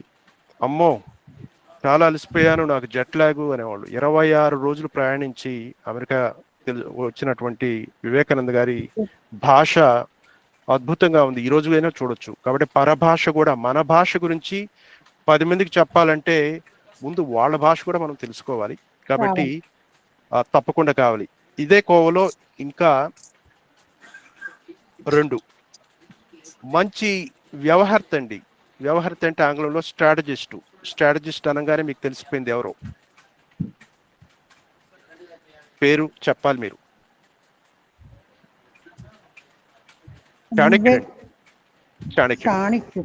చాణక్యుడు రాసినటువంటి అర్థశాస్త్రం ఇన్ని సంవత్సరాలు అయినప్పటికీ కూడా చాలా దేశాలలో ఆర్థిక, అంతేకాకుండా వ్యాపార, నీటిపారుదల, రక్షణ శాఖ, ఇకపోతే అన్నిటికీ కూడా ఉపయోగిస్తున్నారు ఈ రోజు కూడా. అయితే చాణక్యుడికి ఒక్క నోబెల్ బహుమతి కూడా రాలేదు. ఏమండి? ముఖ్యంగా రాజకీయం ఉంది అందులో. మనం రాజకీయం అనుకుంటాము చాలాసార్లు, ఎందుకంటే ఈ చాణక్యుడి కౌటిల్యుడి అర్థశాస్త్రం పూర్తిగా చదివి నేను రేడియో కార్యక్రమాలు చేస్తున్నాను. పూర్తిగా 8 కార్యక్రమాల్లో యూట్యూబ్లో కూడా ఉందండి. నేను తెలుసుకున్నది ఏమిటంటే రాజకీయాల్లో ఉపయోగించవచ్చు, ముఖ్యంగా భారతదేశం ఉపయోగించట్లేదు. ఇది కొంచెం వేరే దేశాలు వాడుతున్నాయి, మన పక్క దేశాలు, మనం సరిగా వాడటం లేదు. అది తీసేద్దాము. చాణక్యుడు ప్రశ్న అండి. మనం ఇంకొక చివరి ప్రశ్న ఏమిటంటే, గురువులకే గురువు ఆయన. ఈ మధ్యనే సెప్టెంబర్ 5వ తారీఖున ఆయన మనం బాగా గుర్తు తెచ్చుకున్నాం.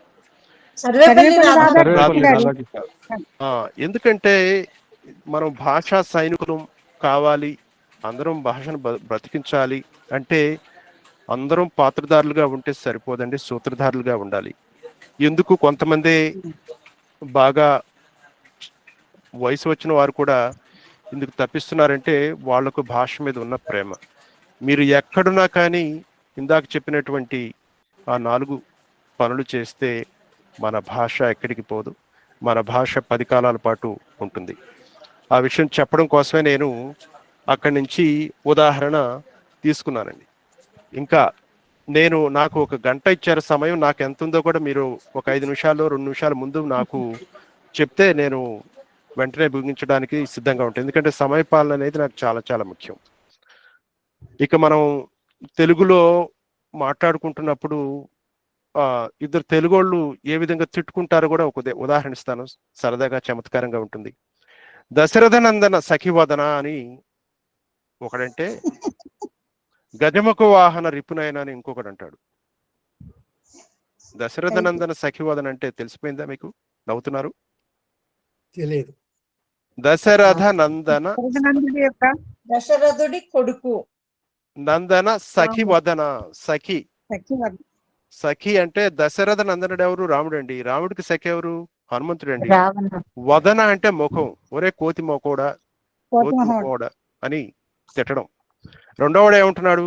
గజముఖ వాహన రిపునయన. గజముఖ అంటే వినాయకుడు, వాహనం అంటే ఎలుక, ఎలుక్కి రిపు అంటే శత్రువు. ఎవరు? పిల్లి. ఒరే పిల్లి కల్లవాడ అని ఇలాగా కూడా సరదాగా మన భాషని ఏ విధంగా వాడుకోవచ్చు అనేది చాలా చాలా మనం ఇంకొకటి మనకు ముఖ్యమైనది చాలా ఉన్నాయి ప్రక్రియలు. నేను సమయం కూడా చూసుకుంటున్నాను, నాకు ఎంత సమయం ఉందో చెప్తే దాన్ని బట్టి ఇలాంటి కార్యక్రమం ఇదే కార్యక్రమాన్ని 4, 5, 6, 7 గంటలు కూడా మనం చేయగలనటువంటి ముడిసరికి ఉందండి. కాకపోతే నిర్వాహకుల సమయం కూడా చూస్తున్నాను కాబట్టి అది పొడుపు కథలు లేకపోతే జాతీయాలు ముఖ్యంగా మనం వాడుతూనే ఉంటాం నిత్యంగా. ఈ పొడుపు కథలో అవి ఎంత ముఖ్యం అంటే సమాధానం తెలియని వాటిని సందిగ్ధ పరిస్థితిలో ఉంచే నిమిత్తం వేసే వినోద ప్రశ్నలే ఈ పొడుపు కథలు. భాష కూడతాం. ఎందుకంటే ఆచార్య కసిరెడ్డి వెంకటరెడ్డి గారు తమ సిద్ధాంత గ్రంథంలో 1000 పేజీల పుస్తకం, ఇది మీకు archive.org కూడా దొరుకుతుంది. అందులో ఆయన పొడుపు కథల లక్షణాలన్నీ రకరకాలుగా రాసి ఒక్కొక్క పొడుపు కథ ఈ విధంగా ఉంటుంది రకరకాలుగా ఆయన సృష్టించడం అంటే ఆయన చెప్పారు కూడా ఆ సిద్ధాంత గ్రంథంలో. ఇవి కేవలం హాస్య గుళికలే కాదు, ఆలోచన ప్రేరకాలని చెప్పి కూడా అద్భుతంగా చెప్పారనమాట. మీకు కొన్ని ఉదాహరణలు కూడా ఇస్తాను. అయితే జాతీయాలు రోజు నిత్యం మనం వాడే తెలుగు జాతీయాలు, ఉదాహరణకి 7 కట్ల సవారీ. ఈ 7 కట్ల సవారీ ఏమిటి జాతీయం? ఎవరికన్నా తెలుసా? శ్మశానానికి తీసుకెళ్లే ఇది బాగా చెప్పారండి. మనిషి పాడే చనిపోక తీసుకెళ్లేదానికి 7 కట్ల సవారీ అంటారు. అద్భుతం అండి. ఊరూరా ఇల్లు కట్టు. ఊరూరా ఇల్లు కట్టడం ఏమిటి? డబ్బులు అన్ని ఉన్నాయా? ఊరూరా ఇల్లు కట్టడం అంటే కొంతమంది వాళ్ళ మాటలతో వాళ్ళ మంచితనంతో చాలా మందిని స్నేహితుల్ని పోగు చేసుకుంటారండి. అది ఊరూరా ఇల్లు కట్టడం అంటే. తర్వాత ఇనుప గజ్జల తల్లి, ఇది కూడా ఒక జాతీయమే. దరిద్ర దేవత, అమ్మో అదైతే చాలా మందికి తెలుసండి. తర్వాత జ్యేష్ఠాదేవి అని గౌరవంగా కూడా పిలుచుకోవచ్చు సార్. మనం 2 వాడదామండి. మీరు కథలోనో నవలోనో ఏ విధంగా రాస్తారో అలా వాడదాం. గజ స్నానం అంటే ఎక్కువగా స్నానం చేసి చంద్రవందరగా చేసేవాళ్ళని అంటారండి గజ స్నానం. ఒళ్ళు తడవకుండా ఏం చేస్తుందండి, అది చెత్తంతా మొఖాన్ని వేసుకుంటుంది. అందుకని గజ స్నానం అని అంటూ ఉంటారన్నమాట. తర్వాత ఇంకొకటి మనకు ముఖ్యంగా విద్యార్థులకి నాకు తెలిసిన ఒక శ్లోకం కూడా ఉంది. కాకచేష్ట బకోధ్యానం శ్వాన నిద్ర అల్పాహార గ్రహత్యాగాని. అంటే విద్యార్థికి ఉండాల్సినటువంటి 5 లక్షణాలు, చాలా చాలా ముఖ్యమైన లక్షణాలు ఉండాలని. కాకచేష్ట బకోధ్యానం. ఈ బకోధ్యానం అంటే కొంగ జపం అండి. ఏమిటి అసలు కొంగ జపం? అది ఒంటి కాలు మీద నిలబడి జపం చేసినట్టుగా ఉంటుంది, కానీ జపం చేయదండి. చేప కోసం దానికోసం నిజానికి కళ్ళు మూసుకోదు, కానీ జపంలా కనబడుతుంది. అద్భుతంగా చెప్పారండి. కేశాకేళి, ఇది కూడా ఒక జాతీయమే, మనం నిత్యం వాడుకునే జాతీయం. కేశాకేళి. కేశాకేళి, కేశా అంటే వెంట్రుకలు కదండి. కేశాకేళి ఆట, ఏమాట? ఒకరినొకరిని జుట్టు పట్టుకోవడం అండి. నిజంగా చాలా వరకు మన నీళ్ళ దగ్గర అప్పుడప్పుడు బయట జరుగుతుంది కదా, అది కేశాకేళి అనమాట. గంగా ప్రవేశం చేయు, విన్నారా ఇది? గంగా ప్రవేశం చేయు. ఆయన వచ్చాడు ఈ రోజు, ఇంక పని అంతే, గోయిందా. వాళ్ళ మాటల్లో కార్యాన్ని ధ్వంసం చేసిన పనులు, చెడు పనులు వదిలేసి మంచి పనులు చేయడం లేదండి. గంగా స్నానం, అది గంగా ప్రవేశం చేయడం అంటే కార్యాన్ని ధ్వంసం చేయడం అనేది వస్తోంది మనకి. ఇవి ఇంకొకటి చెప్పి, ఈ రషీదు తప్పితే మసీదు, విన్నారు ఎప్పుడన్నా? రసీదు తప్పితే మసీద్ అండి.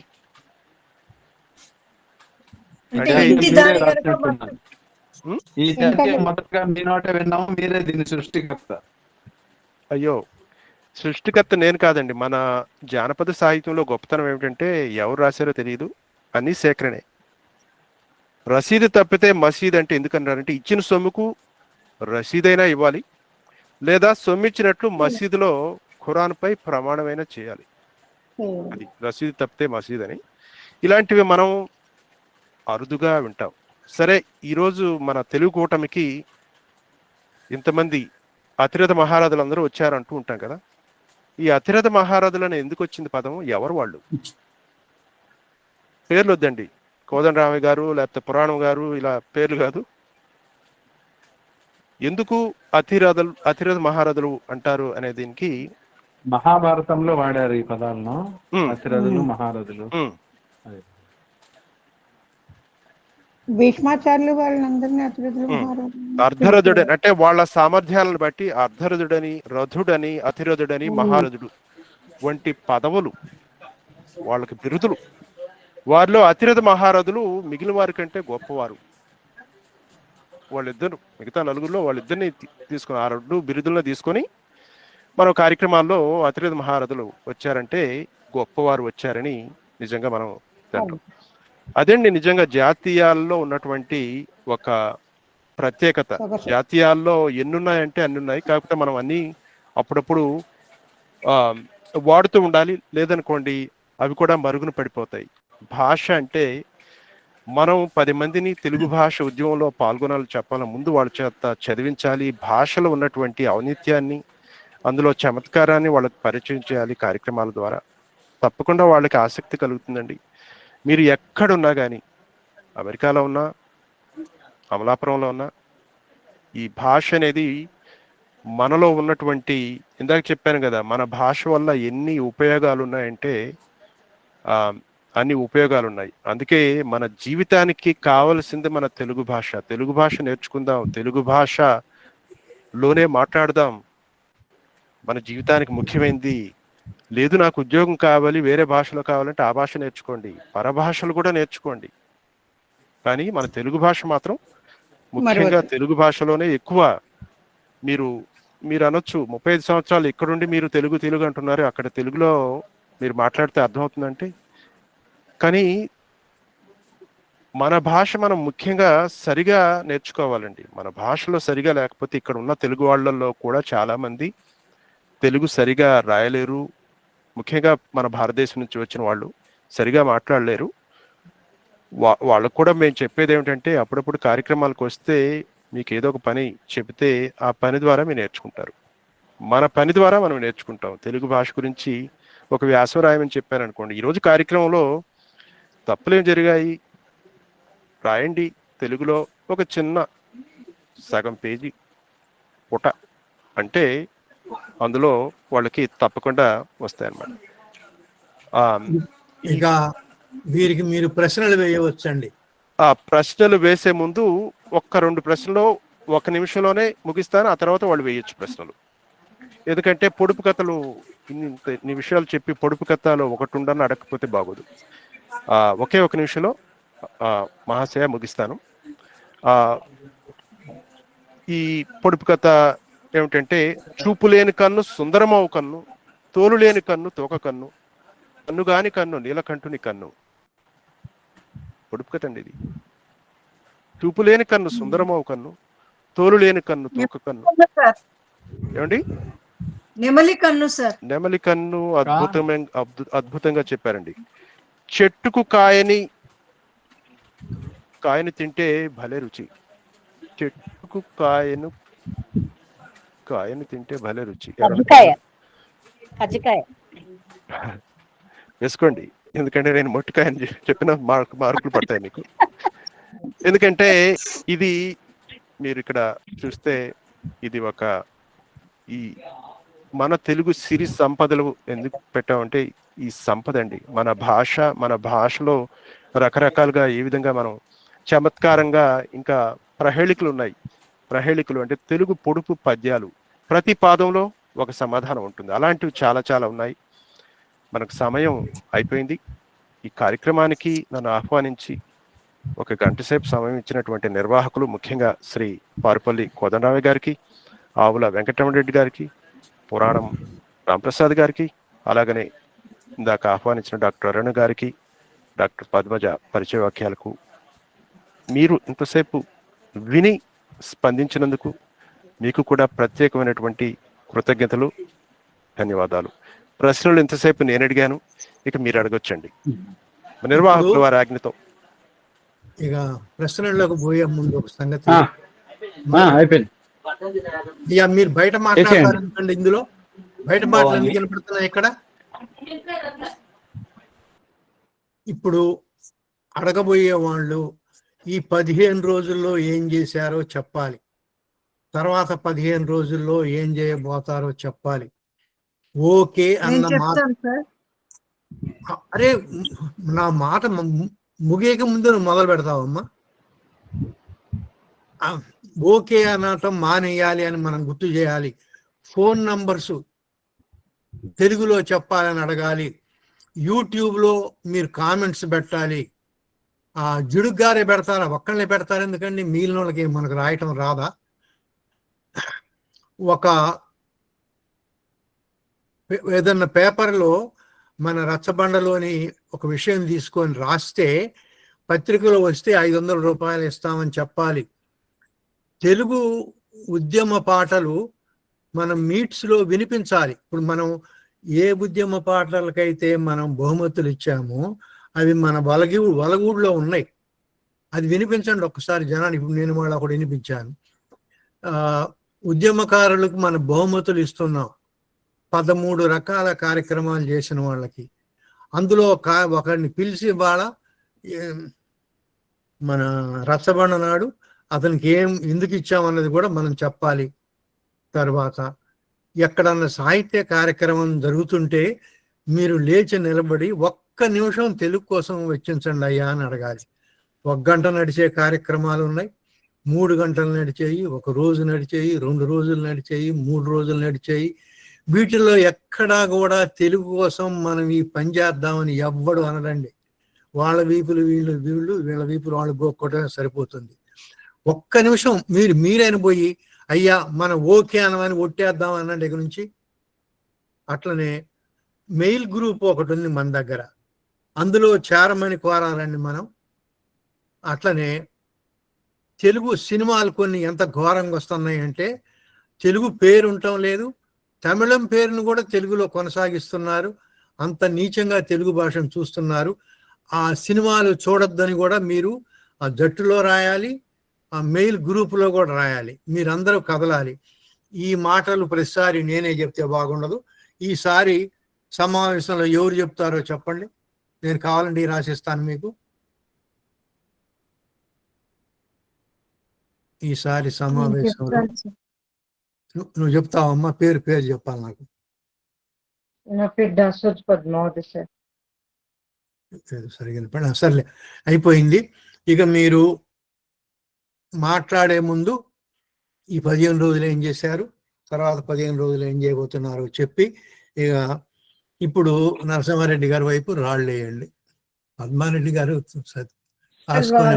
సైడ్ రత్నాలు వేసినా కూడా తక్కువే సార్, మా దగ్గర లేవు. కానీ నిజం సిరి సంపదలు అనే మాట చాలా అర్థవంతమైనది. మనం కొన్ని పెట్టుకుంటాం పేర్లు, కానీ అసలు నిజమైన సంపద ఇది. భాషా సంపద కోసం తప్పించే వాళ్ళకు ఇవి ఇస్తే మురిసిపోతారు. చాలా మంచిగా అనిపించింది సార్ ఈనాటి కార్యక్రమం. అంతకన్నా ముందు నేను చెప్పాల్సింది ఏంటంటే, నేను తెలంగాణ భాషా దినోత్సవం సెప్టెంబర్ 9 కాళోజీ నారాయణరావు గారి జయంతిని నిర్వహించాను సార్. ఆ సందర్భంగా తొక్కుడు బిళ్ళ, అష్టచమ్మ, గచ్చకాయ, బిస్తే ఇలాంటి పచ్చీసు, అచ్చంగా తెలుగులో మాట్లాడదాం వంటి ఆటలు నిర్వహించి పిల్లలకు బహుమతులు ఇవ్వడం జరిగింది. ఆ రోజు పూర్వ అధ్యక్షులు మన నందిని సిద్ధారెడ్డి గారిని పిలిచి కార్యక్రమం నిర్వహించి తెలుగు భాష దాని గురించి వాళ్ళ పిల్లలతో మాట్లాడించడం జరిగింది సార్. అయితే రాబోయే మీరు చేసిన పని మీద 2-3 వాక్యాల్లోనే చెప్పాలి తల్లి. మీరు పంతులు గారు కదా, ఏ విషయం తీసుకున్నా కానీ 45 నిమిషాలు చెప్పగలరు.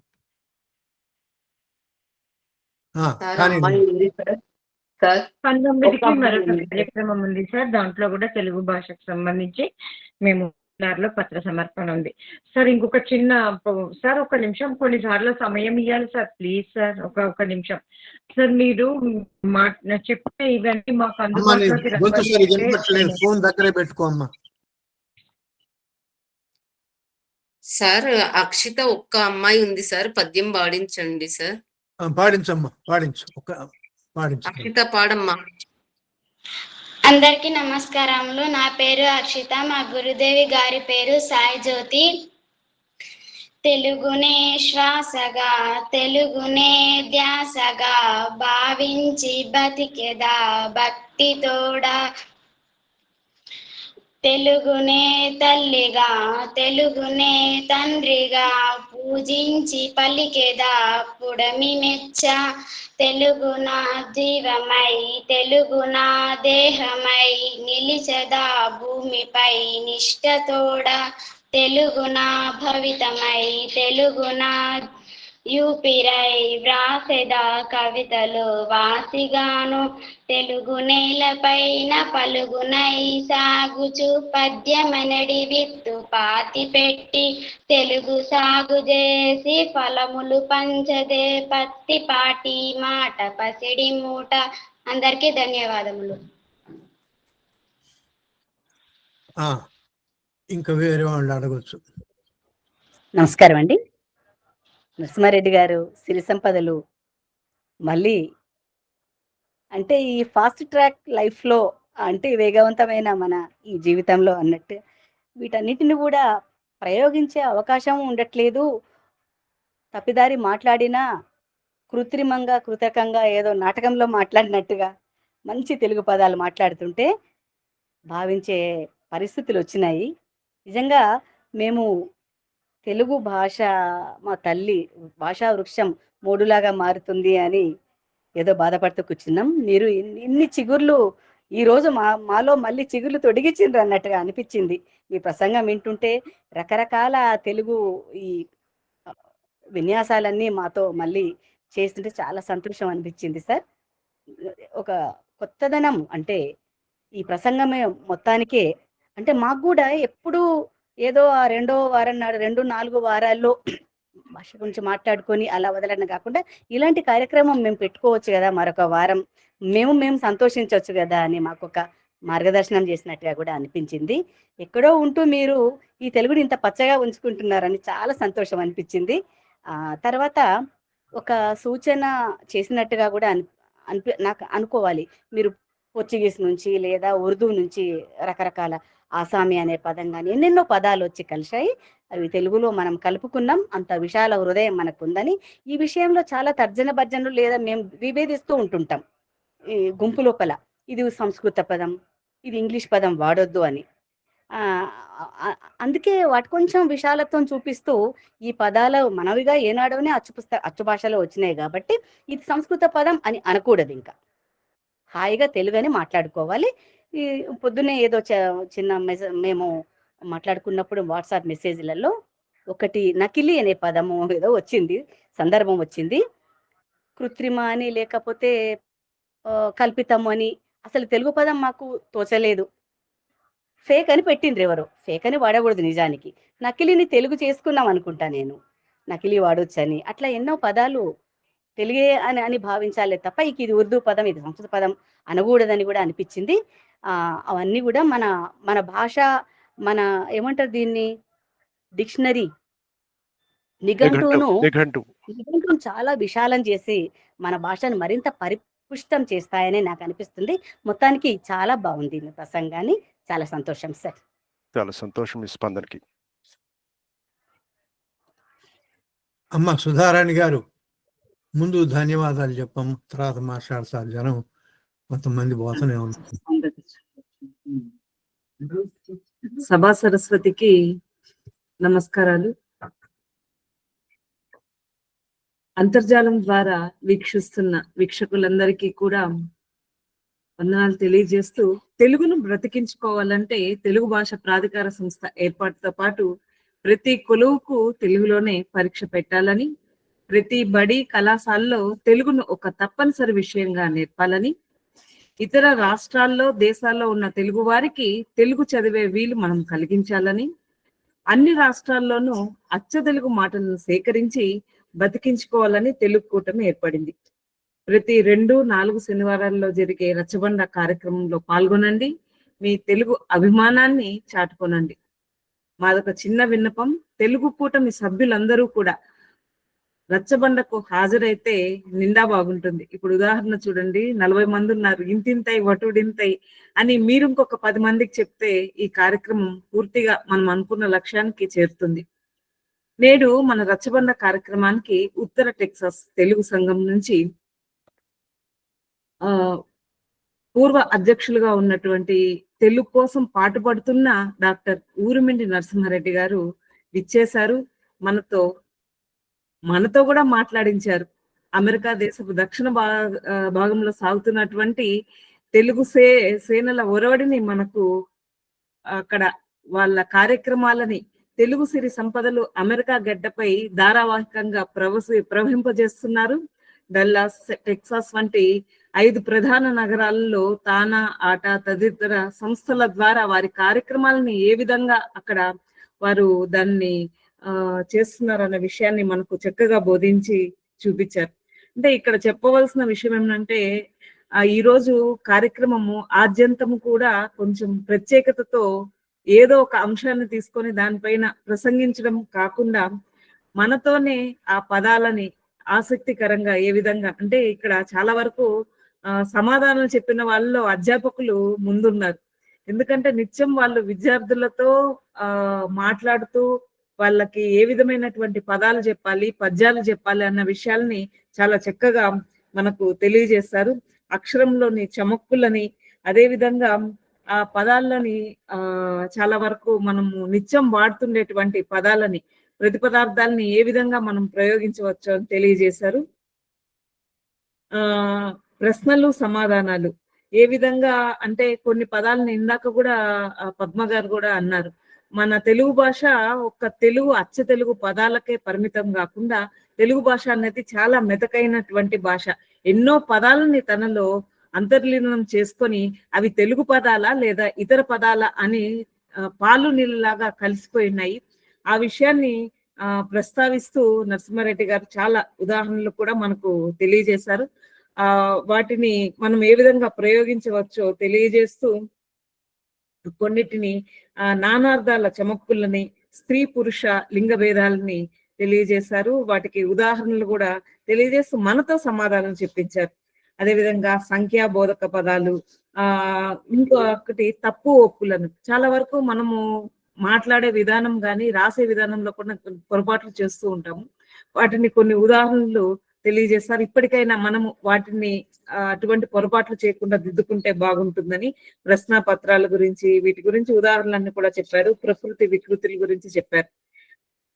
ఇందులో ముఖ్యంగా ఆయన చెప్పింది ఆ నలుగురు కావాలి, అంటే మనిషి పోయేదానికే ఆ నలుగురే కావాలి. మన తెలుగు భాష నడవాలన్నా కూడా ఆ నలుగురు కావాలని తెలియజేశారు. ముఖ్యంగా చేసేవారు, పోషకులు, బోధకులు, పాలకులు వీళ్ళు అవసరం అని చెప్పారు. ఇందులో సూత్రధారులు ముఖ్యంగా దీనిపైన దృష్టి సారించాలని తెలియజేస్తూ, భాష అనేది 10 కాలాల పాటు మనం పదిలపరుచుకోవాలంటే మనం ఏ విధమైనటువంటి అంశాలని ఎంచుకొని ముందుకు సాగాలో తెలుగు భాష ఉద్యమానికి తెలియజేశారు. అతిరథుల గురించి వీటి ఉదాహరణలు చెప్తూ చెప్పారు.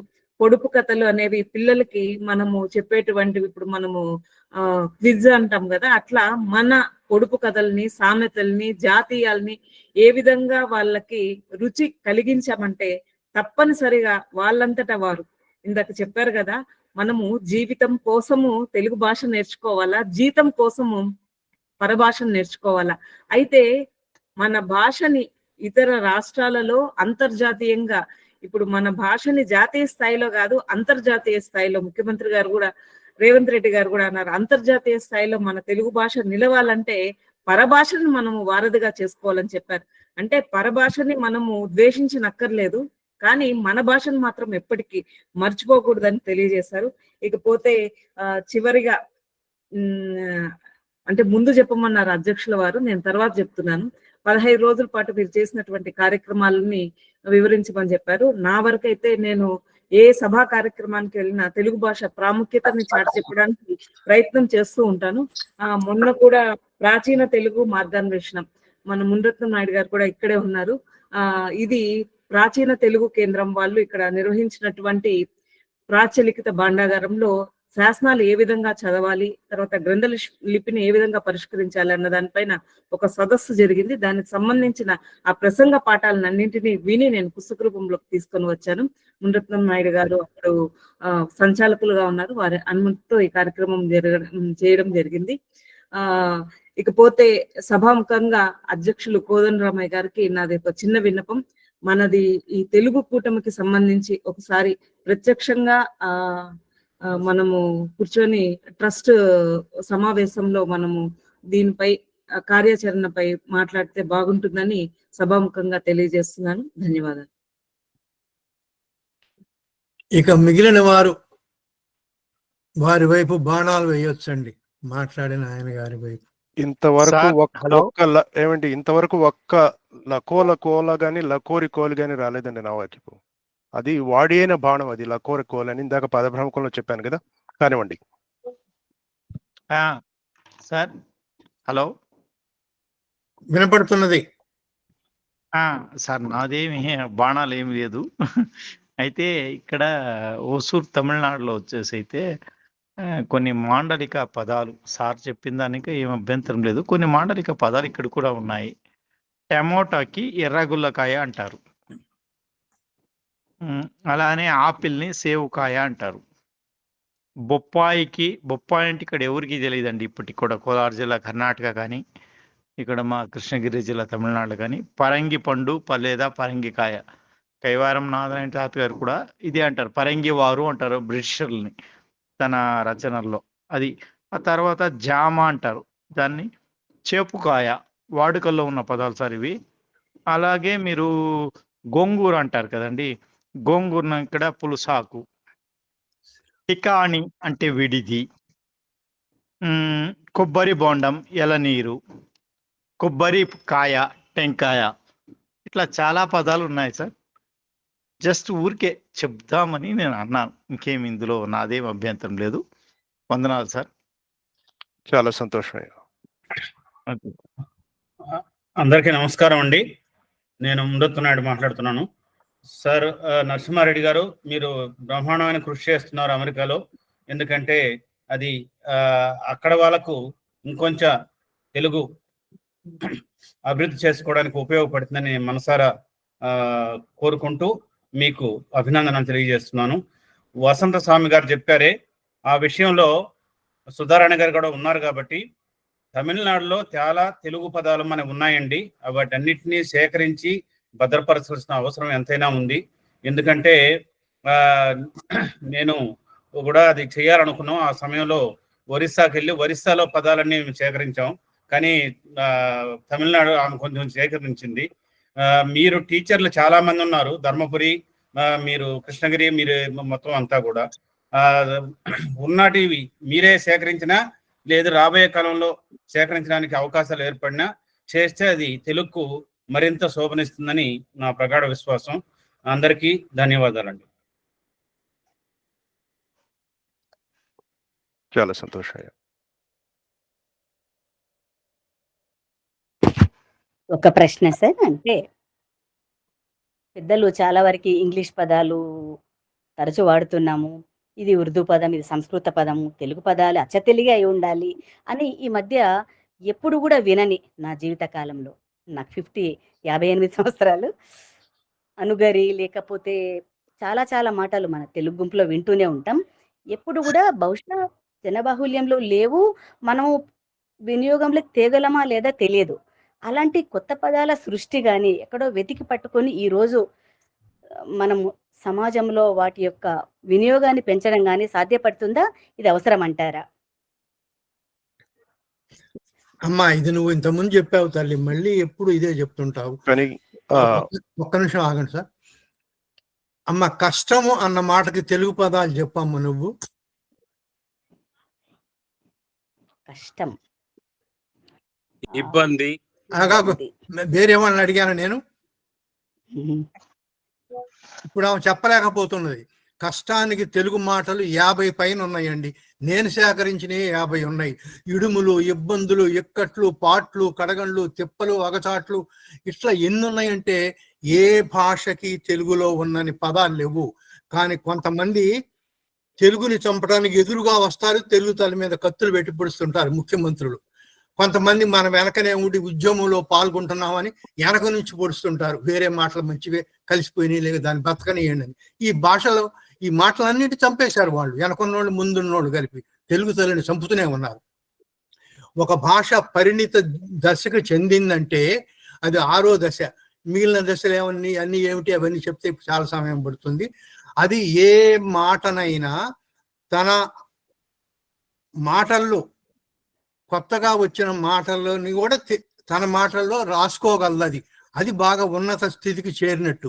ఇప్పుడు తమిళ భాష అలా చేరింది. మీరు ఏదైనా ఒక కొత్త మాటలు వస్తూనే ఉంటాయి. ఇప్పుడు మాది ఎలక్ట్రికల్ ఇంజనీరింగ్ అండి. నేను ఇప్పుడు amperes, volts, impedance, reactance, amps, ohms ఇవన్నీ ఉంటాయి కదా. ఇవన్నీ ఒక 10,000 మాటలు ఉంటాయి. ఇందులో నుంచి వస్తుంటాయి, వేరే భాషల్లో నుంచి వస్తుంటాయి. సంవత్సరానికి కనీసం 3-4 వేల భాషలు పెద్ద ముఖ్యమైన మాటలు వస్తూనే ఉంటాయండి. వాటికి తెలుగులో రాయగలిగి ఉండాలి. రాస్తుంటేనే ఆ భాష బతికినట్టు. లేకపోతే అందరికీ మనం ఏం చెప్తున్నామంటే తెలుగు భాష చెత్త భాష, చచ్చిపోయింది, ఇక అందులో ఏం కొత్తగా ఆకులేం రావు, అది గిడసవారిపోయిందని మనం అందరికీ చెప్తున్నాం. అవి బాగున్నాయి, అవి ఈ వేరే భాష మాటలు బాగున్నాయి అని. ఇప్పుడు తమిళులు ప్రతిదానికి ఒక వారం రోజుల్లోనే వాళ్ళ మాట రాస్తారు. దానికోసం ఒక 10 మంది ముఖ్యులు ఉంటారు. వాళ్ళకి ఈ కొత్తగా వచ్చిన మాటలన్నీ ఇస్తుంటారు, వాళ్ళు చెప్తుంటారు. చైనా భాషలో అమెరికా అనరు, మీకు తెలుసా? అమెరికాకు కూడా వాళ్ళు వేరే పేరు పెట్టుకున్నారు, ప్రాపర్ నౌన్కి కూడా. అట్లనే మన రంగనాయకులు గారని మన డాక్టర్ గారు ఉన్నారు, ఒక ఆయన, తిరుపతి ఆయన, ఈనాడులో పనిచేస్తుంటారు. ఆయన 3 నెలలు పనిచేయడానికి పోయారు. 3 నెలలు పనిచేయడానికి పోతే ఆయన పేరు కూడా చైనా భాషలోకి మార్చారండి. నువ్వు ఇన్ని రోజులు ఉంటున్నావు, నీ పేరేం బాగలేదా, ఇది అక్కడ ఎంగిల్ పీస్ లాగా ఉంది, ఇది మాకు వద్దని చెప్పేసి మార్చారు. ఇప్పుడు ఇట్లా మాట్లాడే వాళ్ళు నిజంగా పాత మాటల్ని సరే వాడదాం అనుకున్నోళ్ళు కొత్త మాటలు రాకుండా ఏమన్నా కాపాడతారా? వీళ్ళు కాపాడటం లేదు. ఇప్పుడు మనకి మొన్న కొన్ని రోజులు జబ్బు వచ్చింది. ఏం జబ్బు? కరోనా. కరోనా వస్తే మూతికి ఏం కట్టుకున్నామండి మనం? మూతికి ఏం కట్టుకున్నాం? మాస్క్, మూతిగుడ్డ. మాస్క్ అన్నాం కదా. మరి నువ్వు ముసుగుని ఎందుకు పెట్టలేదమ్మా? నీకు తెలుగు మీద అభిమానం ఉంటే మాస్క్ లో నుంచే ముసుగు, మాసాగా ముసుగని ఎందుకు వాడటం లేదు? నువ్వు వేరే మాటలు వాడుకున్నావని కొత్తగా వచ్చినవి కూడా అవే బాగా కలిసిపోయినాయి తెలుగులో అంటున్నావు అంటే మనం తెలుగు ద్రోహులు, అందులో అనుమానమే లేదు. ప్రతి మనిషి తెలుగు తల్లిని రోజుకు 4 సార్లు కత్తి పెట్టి పొడుస్తుంటాడు. వీడు ఓకే అంటాడు, లేకపోతే సో అంటాడు, యాక్చువల్లీ అని మొదలు పెడతారు. ఇదంతా ఉంది. ఒకసారి పోదిది. పరాయి మాటల్ని వాడటం, తెలుగు మాటలు ఉండగా ఎవరైనా చేస్తున్నారు అంటే వాళ్ళు తెలుగుని చంపడానికి పుట్టిన వాళ్ళే. కానండి మిగిలిన కానీ. నేను ఒకసారి పద్మ గారి ప్రశ్నకు 30 సెకండ్లో స్పందించవచ్చండి. ఎందుకంటే ఇప్పుడు ఆంగ్ల భాష తీసుకున్నాము మనం. ఆంగ్ల భాషలో మీరు మామూలుగా ఆంగ్ల భాష మాట్లాడేటప్పుడు మీకు 5,000 పదాలు తెలిసాయి అనుకోండి, మీరు అట్టట్లా మాట్లాడగలరు. 10,000 పదాలు తెలిసాయి అనుకోండి, ఇంకొంచెం బాగా మాట్లాడగలరు. 20,000 పదాలు. అలాగనే తెలుగు భాషలో కూడా మనకు పద సముదాయం, ఎన్ని పదాలు మనకు తెలుసు అనే దాన్ని బట్టి మన భాష పట్టుతూ ఉంటుంది. ఉదాహరణకి ఇక్కడ చాలా మంది అవధానాలు చేసేటప్పుడు చాలా వరకు సంస్కృతంలో చేస్తారు, తెలుగు భాష పదాలు వాడతారు. కానీ అచ్చ తెలుగు అవధానం ఉంది. పాలపర్తి శ్యామలానంద ప్రసాద్ లాంటి వాళ్ళు అచ్చ తెలుగులో అవధానం ఉంది. వాళ్ళు అవధానం ఎలా చేయగలరా? అచ్చ తెలుగులో అవధానం అంటే ఏమిటి? ఎన్ని పదాలు పెట్టాలి పద్యంలో కానీ ప్రశ్నలో కానీ. కాబట్టి పదాలు ఏవైనా కానీ అవి మనవి అని మనం తీసుకోవాలండి. కొత్త పదాలు, మొన్న వెంకటరమణరెడ్డి గారితో మాట్లాడుతున్నప్పుడు ఆయన ఎంతసేపు వాలుగూడు అంటున్నారు. వలుగుడు కొత్త పదం అంటే ఇంతకు ముందు కూడా తెలుసులేండి. కాకపోతే మనం పదాలు వాడుతుంటే అవి కూడా మన పదాలు అయిపోతాయి. కాబట్టి మీరు కొత్త పదం ఎప్పుడైనా వింటే అది మనదే అని చెప్పేసి మీ దగ్గర పోగు చేసుకుంటే మీ దగ్గర పదాలు పెరుగుతున్న కొద్దీ మీ భాషా పటుత్వం, మీ మాట్లాడే విధానం కూడా పెరుగుతుంది, మారుతుంది. కాబట్టి మనం అదండి 30 సెకండ్లు అన్నాం కదా. ఇంకెవరైనా అడగొచ్చు అండి.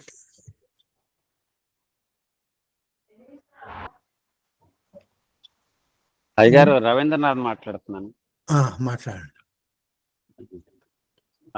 అంటే ఒక్కొక్క జీవితంలో ఒక్కొక్క భాగంలో ఒక్కోసారి విషాదం ఉంటుంది, ఒక్కోసారి సుఖం ఉంటుంది, దుఃఖం ఉంటుంది, ఆనందం ఉంటుంది. అన్నిటినీ కూడా మనం అనుభవించాలంటే మరి సాహిత్యం, తెలుగు సాహిత్యంలో ఎన్నో అవకాశాలు ఉన్నాయి. ఇంగ్లీష్ పుస్తకాలు తీసుకుంటాము, రోజుకి 2 పేజీలు కూడా చదవలేము. అదే తెలుగు పుస్తకాలు ఇక్కడ తెచ్చుకున్నాను అట్లాంటా సియాటిల్కి, అవి 10 పేజీలు చదవగలుగుతున్నాను. అట్లానే ఇప్పుడు రోడ్డు మీద నడుస్తున్నప్పుడు ఆ ఇంగ్లీష్లో ఉన్న స్పీచెస్ వినటం కష్టంగా ఉంటుంది, సైకిల్ దొక్కేటప్పుడు, నడిచేటప్పుడు.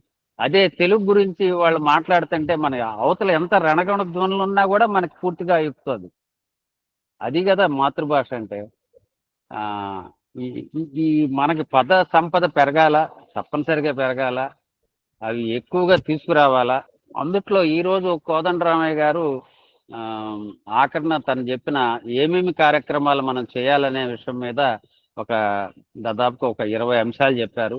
అట్లానే భాషను కాపాడుకోవడం, సో అంటూ లేకపోతే ఓకే అంటాం, ఇవన్నీ కూడా మనం నిత్య జీవితంలో పాటించాల్సినవి. ఎవరన్నా కూడా మనం ఈ సందర్భంలో కూడా ఈ సమావేశాల్లో కూడా మాట్లాడుతుంటే మనం చూస్తూనే ఉంటాము. అవి తగ్గించుకుంటూ మన మీద ఆ నెత్తి మీద కిరీటం పెట్టుకున్నట్టు మనం భావించాలంటే. భాషను కాపాడుతున్నాము అనే భావన మన దగ్గర ఉన్నప్పుడు వీలైనంత వరకు మనం తెలుగు పదాలు ఏమైనా ఉన్నాయని వెతుక్కుందాం, లేకపోతే అది వేరే విషయం. తర్వాత ఇంకొక విషయం నేను చెప్పాలా, అదేమంటే నేను ఈ గత 10 రోజుల నుంచి చూస్తున్నాను, తెలంగాణలో ఉన్న దాదాపు 70% జిల్లా కలెక్టర్లు తమ చేస్తున్న కార్యక్రమాలు ట్విట్టర్లో రోజు తెలుగులో పంచుకుంటున్నారండి. దానికి ముఖ్యమంత్రి గారికి, చీఫ్ సెక్రటరీ గారికి మన తెలుగు కూటమి తరఫున ఎవరు అయితే, మన అధ్యక్షులే పంపాలని లేదు, ఎవరైనా సరే నేను తెలుగు కూటమి సభ్యుడిని అని చెప్పి ఒక కాగితం మీదో పత్రం మీదో వారికి అభినందనలు పంపించాలి. అట్లానే జిల్లా పోలీసులు అండి, దాదాపు వాళ్ళకి ప్రజలతో ఎప్పుడు కూడా ప్రత్యక్ష సంబంధాలు ఉంటాయి. ఎఫ్ఐఆర్లు కూడా తెలుగులోనే రాసుకోవాల్సి వస్తుంది. అందువల్ల తెలుగులో రాసే పోలీస్ అధికారులు కూడా చాలామంది ఉన్నారు. అయితే ప్రజల కొరకు వీళ్ళు సోషల్ మీడియాలో ఇలా రాసుకుంటున్నారు, సంతోషమే. కానీ వీళ్ళ పరిపాలన ఉందో లేదో మనం గమనించాలా. అది కూడా వాళ్ళకి ఉత్తరాలు రాసి కానీ ఏదన్నా చేయొచ్చండి. ఇది నేను ఈ వారంలో నేను గమనించింది. ధన్యవాదాలు నాకు ఇచ్చిన అవకాశం. ఇంకా ఎవరన్నా అడగాలండి?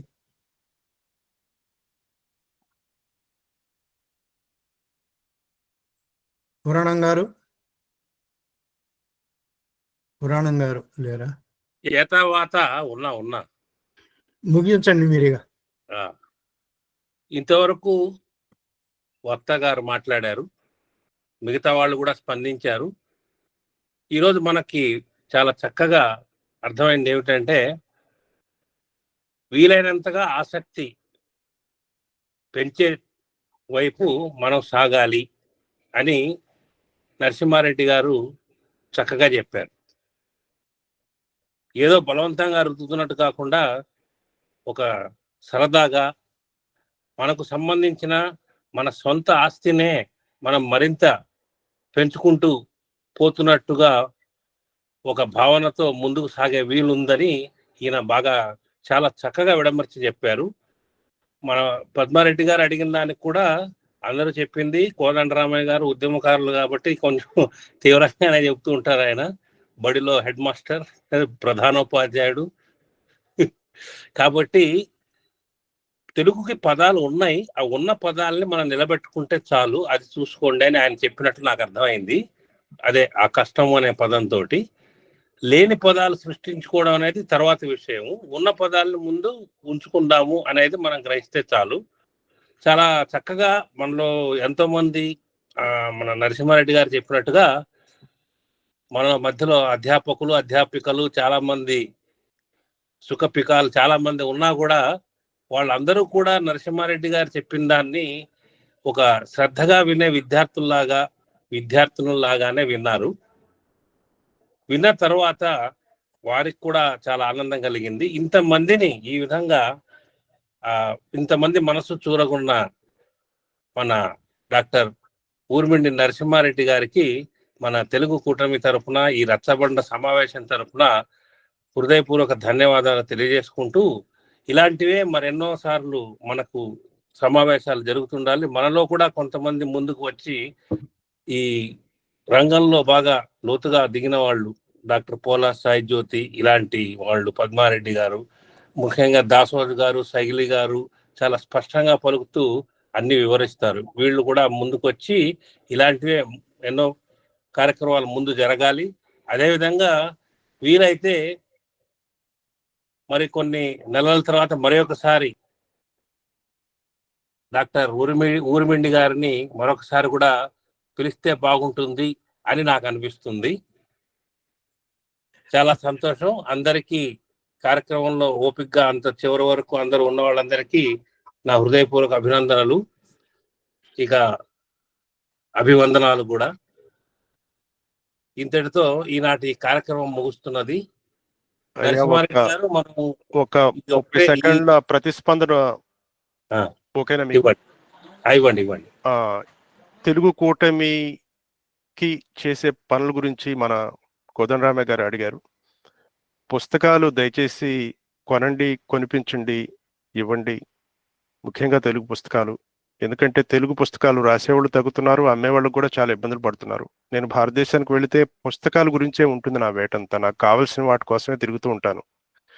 అదొకటి. రెండోది ఏమిటంటే ఈ కార్యక్రమం తెలుగు కూటమి కానీ ఇంకా మీరు భారతదేశంలో ఎక్కడైనా సాహిత్య వేదికలు జరిపేటప్పుడు ఇలాంటి అంశం ఒకటి మీకు నచ్చి ఉంటే తప్పకుండా ఆహ్వానించండి.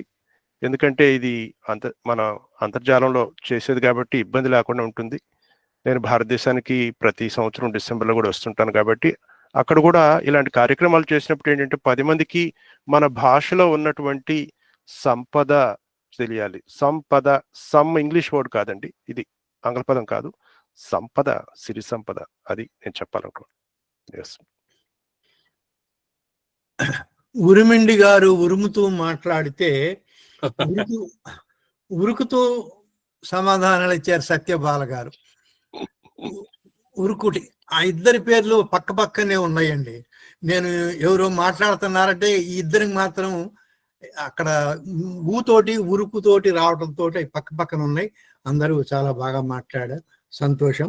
ఈ కార్యక్రమం ఇంతటితో ముగిసింది. ఇంకొక చివరి ప్రశ్న. భారతదేశం అరుణ గారు అన్నారు, బ్రిటన్ మహేష్ అన్నారు, జర్మనీ అభిలాష్ అన్నారు, Sweden Priya, Africa Sitaramaraju, Singapore Palkurthi, Norway Subbarao. America ఏం చేసిందండి మిమ్మల్ని? అమెరికాని ఎందుకు మర్చిపోయారు మీరు? అమెరికా ఊరిమిండి అంటే ఏమన్నా ఇబ్బంది పడతారు? నా పేరు కూడా అక్కర్లేదు. అమెరికాలో ఎంతో మంది సాహితీవేత్తలు, భాషావేత్తలు, భాషా సైనికులు ఉన్నారండి. కాబట్టి ఒక్క పేరు పెట్టండి అమెరికా. అది బాగా చెప్పారు. సరే, దీని వెనక ఉండి అంతా నడిపేది అమెరికా ఆయనేనండి. మేము పైన బయట కడతాం కానీ ఈ కార్యక్రమం సాంకేతికంగా అడుగున పునాది మా వెంకటరమణారెడ్డి గారే. మేము పైన అరుస్తూ ఉంటాం అంతే. ఆయన ఇప్పుడు తలుచుకొని మన అందరినీ నేల మీద కూల్చగలడు. ఇప్పుడు కూలుస్తాడు కూడా. ఇక మనం అయిపోయింది అన్నాం కాబట్టి ఆవులు అమెరికా అని పెడదాం.